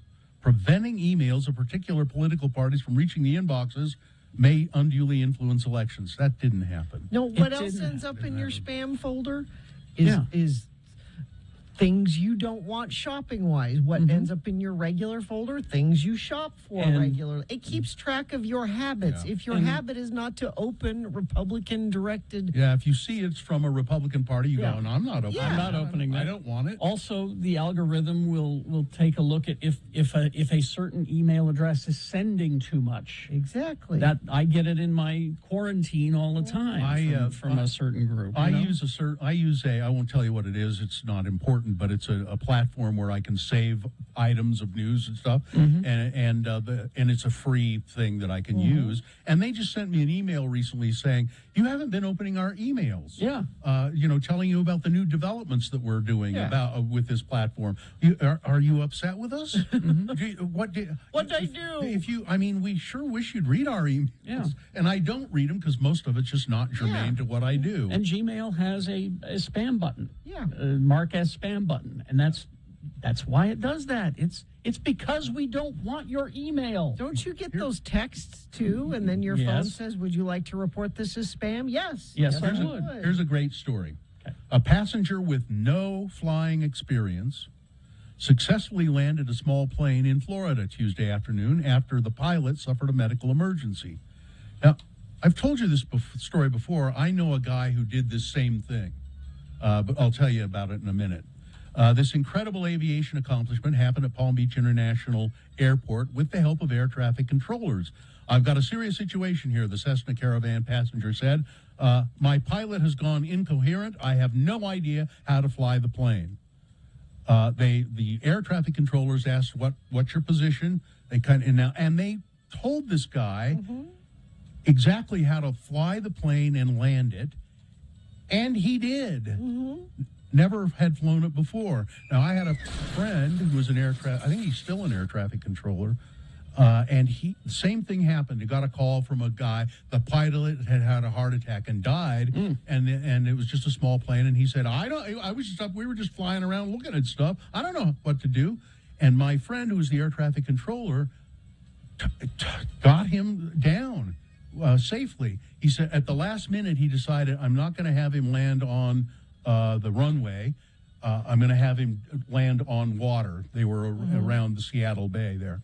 And he said, I'm going to have him land on water. It will be safer for him to do that.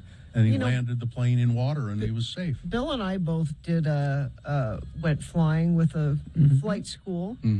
And, there was an instructor there, but they just talked us through taking off and landing. Yeah. We both did that. They were there to take over if we needed, but we both. Yeah, a really good instructor. Just kept saying, "Get your air." The guy kept when I was taking that plane off. He kept going, "Get your airspeed up. Come on, come on. You got to get your come on, pull back. Get that." and then you feel the plane go up in the air, and he said, "See, you're flying it." Yeah. And that landing was a little weirder though. But they talked us through it. So anyway, that's the story. That's the news. Weather. So that rain mostly stopped, and that'll be it for a while, it looks like. We'll warm up to about low 60s today, and it looks like every day we kind of go up about 10 degrees until by Sunday, Monday, we're up in the upper 80s, believe it or not. No chance of rain the next 7 days, it looks like. So that nice storm we had overnight, looks like that was about it. All right. Thank you very much. We'll take a break. We'll be right back. UtahAdvocates.com is the website. Go there. Talk to an attorney 24 hours a day, anonymously, for free. Yeah, 7 days a week, 24 hours a day. If you've been in an accident and you're injured and people are coming at you from all sides, you need help. Well, there's a lot to deal with. Unpaid medical bills, doctor's appointments, lost wages, having to get your car fixed, and you probably have a family to take care of, too. You don't need to do that all alone. Get the advocates involved as soon as possible. The sooner you can get on your feet, the better. So call the advocates, 801-355-5550. Let them take over so you can get your life back.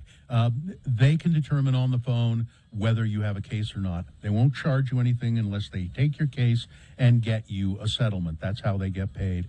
You can also go to their website and chat online if you'd prefer to do that. It's utahadvocates.com, 24 hours a day, 7 days a week. When you need them, you know the advocates will be there for you.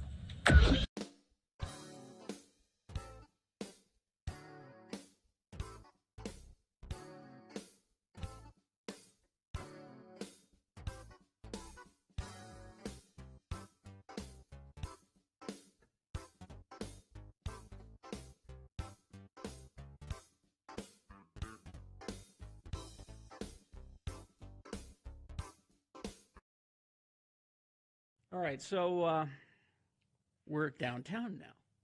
We're Broadway Media. Yeah. Because our building is on Broadway. Yeah.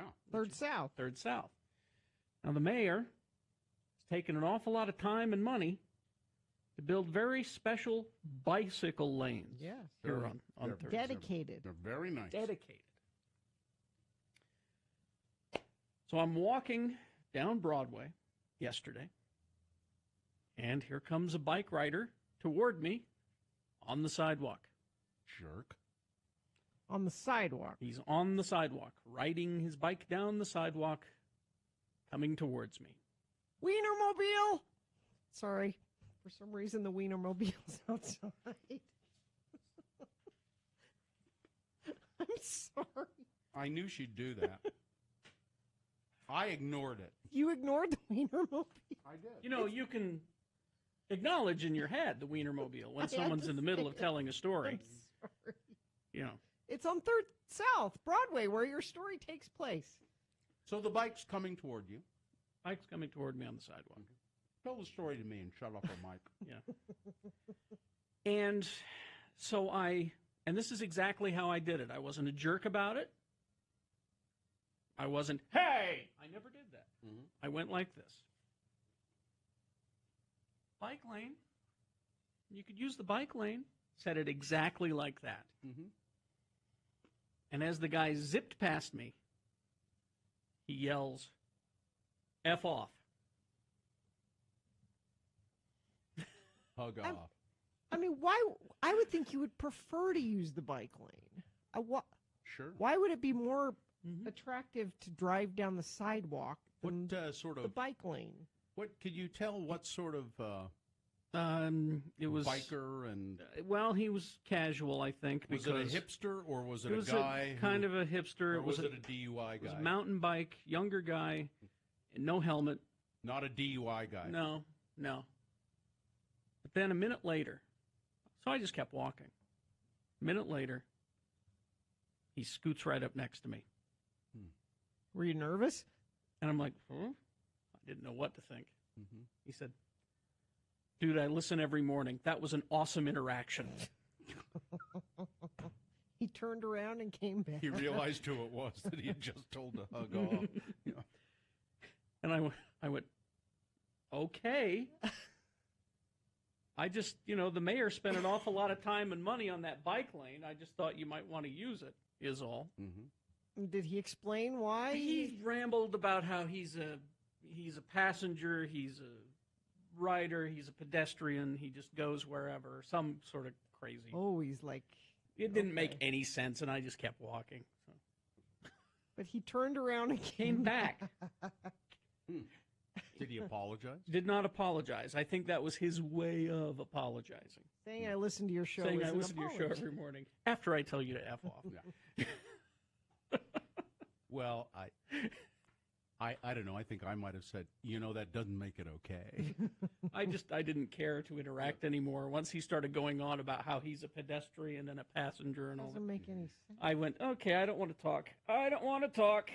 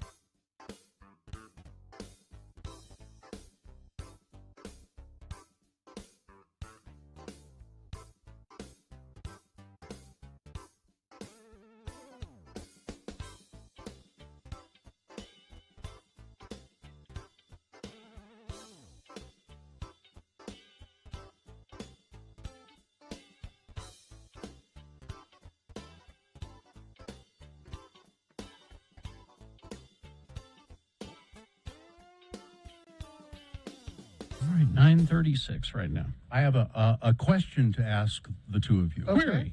A query, and maybe people would want to get involved and answer this question too on the phone. I don't know, 877-602-9696 if you have an opinion about this. 877-602-9696. If I say to you, I need to move our noon meeting. We have a meeting scheduled. And if I say to you, I need to move our noon meeting forward 2 hours, what time is that? 2 o'clock. Gina? If I need to move our meeting forward 2 hours, 10 o'clock. Forward? I think you're absolutely wrong. But many people say what Gina just said. Forward. Move it up. Move it sooner. Oh. Yeah, you see? Oh. Now, I immediately did exactly what Carrie. Yeah. Because to me, time is forward. Time You're is going always forward. going forward. But Yeah. if you need to move it up, that means sooner. I would say sooner, yeah. I need to move our meeting 2 If hours. somebody said, I need to move our... I would never have a sentence that vague. I know me. It's like, can we meet at 10 o'clock? Yeah, maybe? it's like, no, Gina, it's 2 o'clock. Noon is too late. We need to So make it what at was the 10 right a.m. answer? What were they trying to do? There is no right answer. It is, people are bitterly divided on the answer. Oh, I see. There is no right answer. It's, See, Amanda said 10 a.m. Yeah, see, I think you're just absolutely wrong when you say 10 a.m., but that's just a different perspective. You explained it pretty well, though, I thought. See, Amanda says if he had said I needed to move it later 2 hours, then I would think 2 p.m. And see, and to me, time moves forward. Yeah, this sentence just says forward. Yeah, see, Now, that's... if you say, if I need to move it Up and forward 2 are hours, the same thing. does that, well, are they? I need to move it up 2 hours. Up 2 hours, yes. That would be forward to me as well.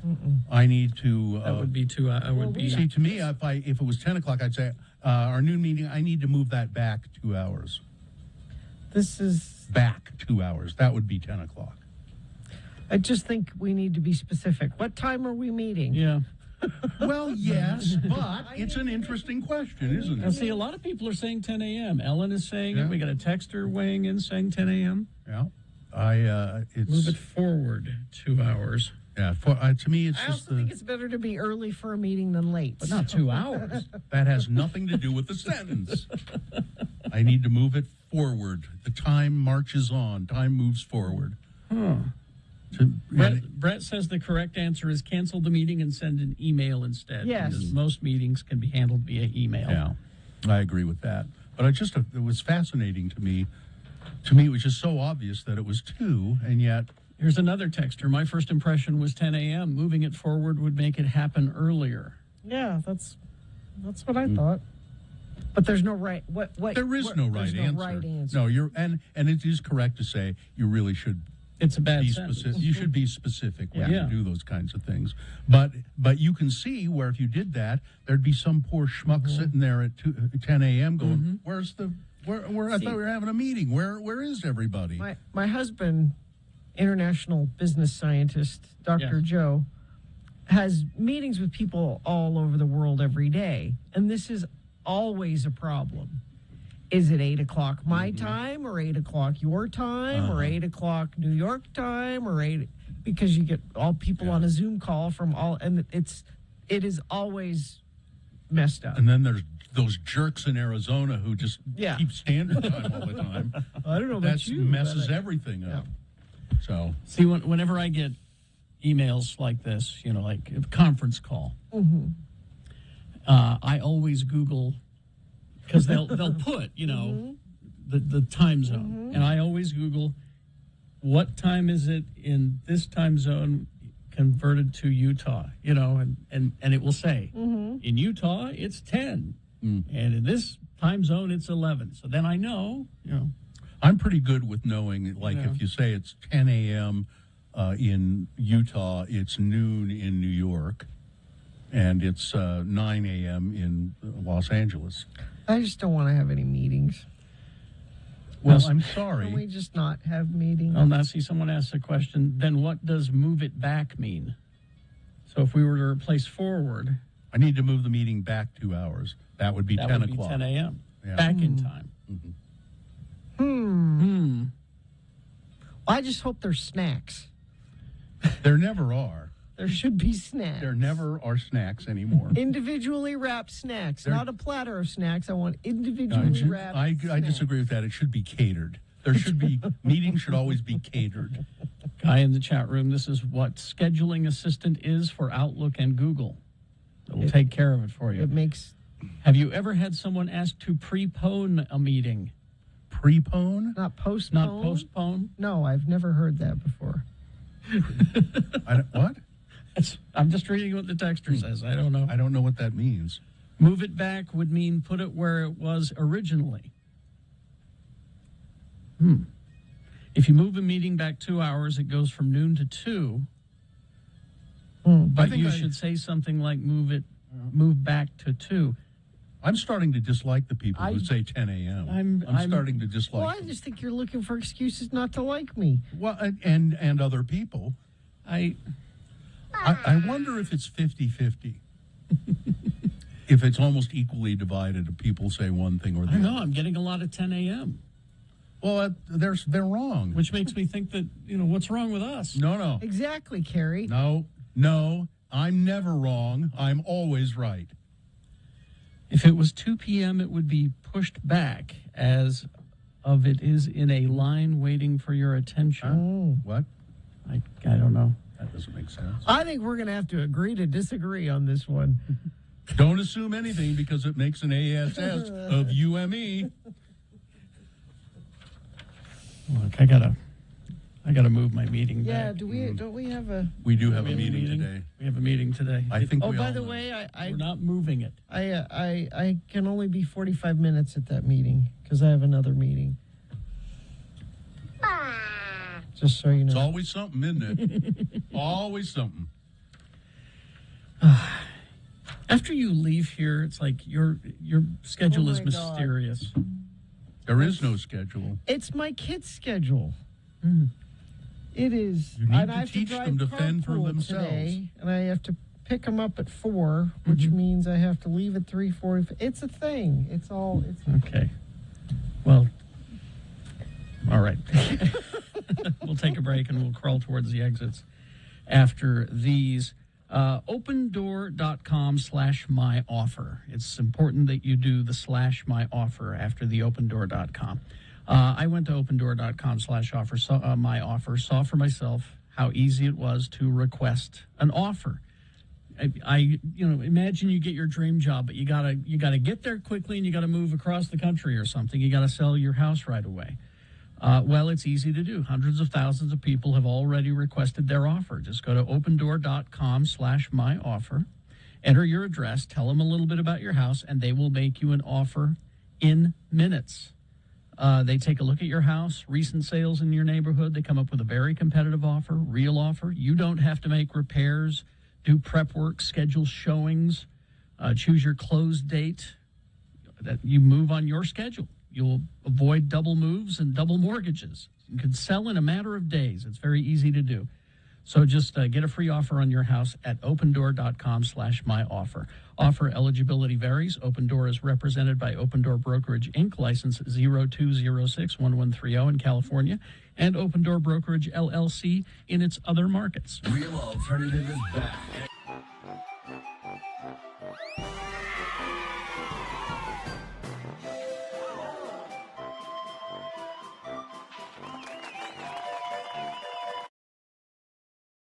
You know who's on the line? I believe this is the impetus to the first all-day show. Candace? Yes. How now, you were there for the first all-day show. Oh yeah. I was, as Carrie said, I was the something from the radio gods, the idiot or something. No. Not so much. He didn't really The say gift from the radio gods. That was it, yeah. But And you- I was the one that brought the alcohol. You are the first, you were the one who started the tradition of bringing us booze. Exactly. And I'm so upset. Y'all got pedicures and I didn't. Well, I would have liked one. Well, you should have asked. Well, I was in and out of the house all day. Candy Bear. Well, then you couldn't And then you couldn't have gotten one anyway. Candy Bear, I'm not sure what... Did you say Candy Bear? Yeah, Or Daddy Bear? Candy Bear. Oh, that's cute. You're Better my- than Candy Ass. You're my little Candy Bear. Who is this? Don't you know? No, I don't know. Who is this? It's your mother. I Hi. think Candy's Candy? been drinking today already. Candy, hi, it's Mitt Candy, hi, it's Mitt Romney. Candace, Ew. do you have any idea what you're listening to or where you are? It's a country station, and I'm in Texas. No, of course I do, you silly gooses. That Candy? was ridiculous. Candy Bear? Don't call me Candy, please. My dad hated that. It's Candace. It's Candace, Carrie. Yes, it's Candace. If Bill, your dad and I hated will- that, he shouldn't have named you Candace. Yeah. He's no longer living. That's rude. Well, I'm sure his feelings are hurt. Did you call us Candace? Yes, I did, and she I did. meant to get abused. Okay, because I thought maybe the interns had called you and then No, nobody just picked your name remembers. out of a phone book or something. Nobody You remembers. wish. Nobody remembers what, Candace? Any of this. Any of. And I'm even on the CD, and I'm so sad. She's I'm the phone call. She's the reason. She's the reason that we did the because I didn't get a chance to Yeah. tell my Hawaii story. No, it or was your Vegas. My Vegas story. Vegas my story, Vegas that's story. right. Exactly. And Hey, Carrie, I saw you at that one clothing store. I don't remember. You remember, Carrie? was Oh, was I yeah, was I was I buying my garments? It was that Was one it that clothing one? store. That one No. clothing store? I don't know what you call him. Come on, help me out. A thing. You a know. management, A thing. Whatever. I can. Oh, I can, was it a remote? You know, I can see why you were the impetus for the all-day show because it takes all day to get anything out of Holy you. crap! You've been doing this all day. I'm tired too, and yes, other whatever. She's but drunk. No, I'm not. No. I'm just embarrassed. Candy Bear? This is the note you want to go out on. Yeah. By the way. Yeah, no, Oh, Candace, you've been rickrolled. I'm sorry. God bless you, Candace. All right. I'm glad that somehow you started the all-day show, but no, that's not the note we want to go out on. Well, we got 20 minutes. But as with all of our all-day shows, I seem to remember that they go out with not with a bang but a whimper. I've been whimpering for the last hour and 20 minutes. They just kind of peter out at the end. So, Well, Gina, I'm used to your whimpering. It's what I do.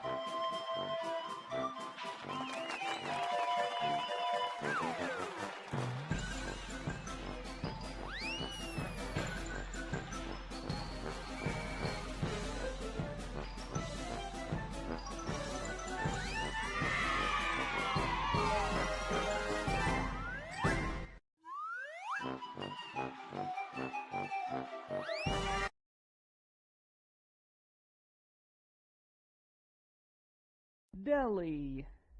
Deli. Spell it with me now. D-E-L-I.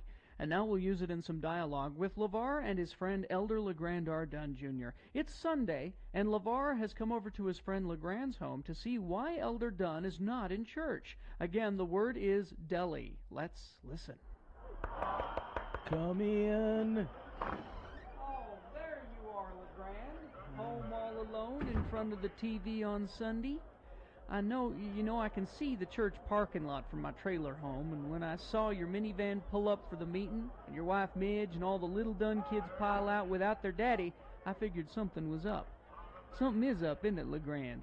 It ain't like you to miss church. How come you ain't there? Oh, I ain't feeling well, LeVar. I spent the night horking up my guts. I had stuff running out of both ends, LeVar. I ain't been up to snuff for the past few months, as a matter of fact. I don't know what is in me, but it ain't fun. So that's why you ain't in church, huh? Of course, the fact that your favorite team, the Tampa Bay Buccaneers, is playing them red-hot Arizona Cardinals today don't have nothing to do with it, does it? No, it don't. I really am sick. I'm just starting to feel a little bit better right now. My stomach is almost settled. Oh, looky there. Buddy Ryan is yelling at one of his players. Oh, yuck. Here. Aim for the bucket. Oh, you are a mess, LeGrand. A real mess. I need for you to do me a favor, LeVar. What? I need you to go to the Circle K and get me some 7-Up. And if you would you just make me up some nice warm milk toast? I need to eat, but it has to be something mild, like milk toast. Who do you think I am, your wife? Hey, why ain't she here? She had the lesson in Relief Society today. Oh, I'm sick. Look, you got to start taking your vitamins, LeGrand. You need to take your vitamin C. You need to take your sulfur pills. You need your cat fur oil. You need your seaweed and plenty of that crab shell calcium and ragweed. You need to take all that stuff on a daily basis. Every day? Every day. I need to take that stuff daily? Yep, a good handful of vitamins on a daily basis. I know you don't hardly ever get sick, LeVar. You take all them things daily? Well, that stuff don't work on me like it works on most people. I just try to drink a pint of cheap rum every day. Yep, pint of rot gut hooch deli does the trick for me.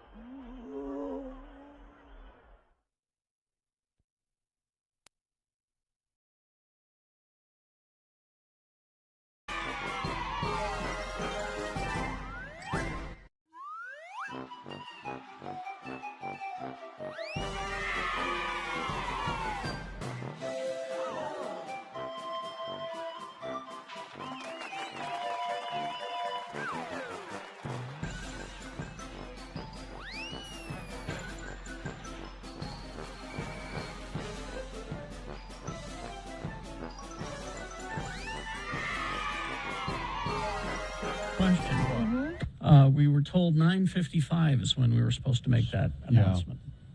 It's 2 minutes from now. So we got to fart around for 2 minutes. Well, I got nothing left though. We could do the promo.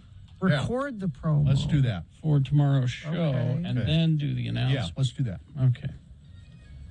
Here we go.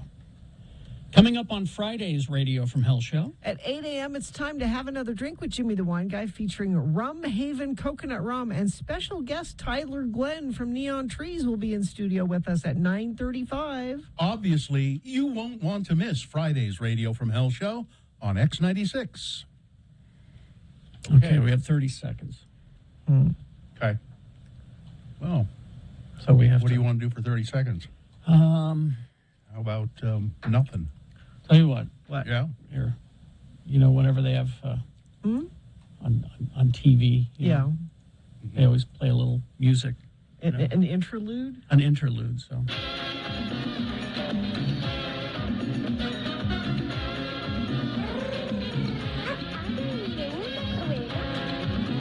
Okay, I have 9:55. Go ahead. Starting at 10 a.m., 5 minutes from now, we have a limited amount of specially priced $20 all in. That means they're not going to sneak a, service fee or something. Oh, is that what that means? Mm-hmm. Okay. $20 all in tickets for Violent Femmes, Soul Asylum, and Deep Valley. This is June 10th at the Maverick Center. That's right. Only $20 all in. There is a limit of 8 tickets per person, so take the whole family. It'll sell out. Go to x96.com for the link. Buy a pair of them before they're gone, Daddy gone. It's our 30th anniversary bash, but you can get the gift of a $20 ticket. $20. Now what do we do for the next 4 minutes? I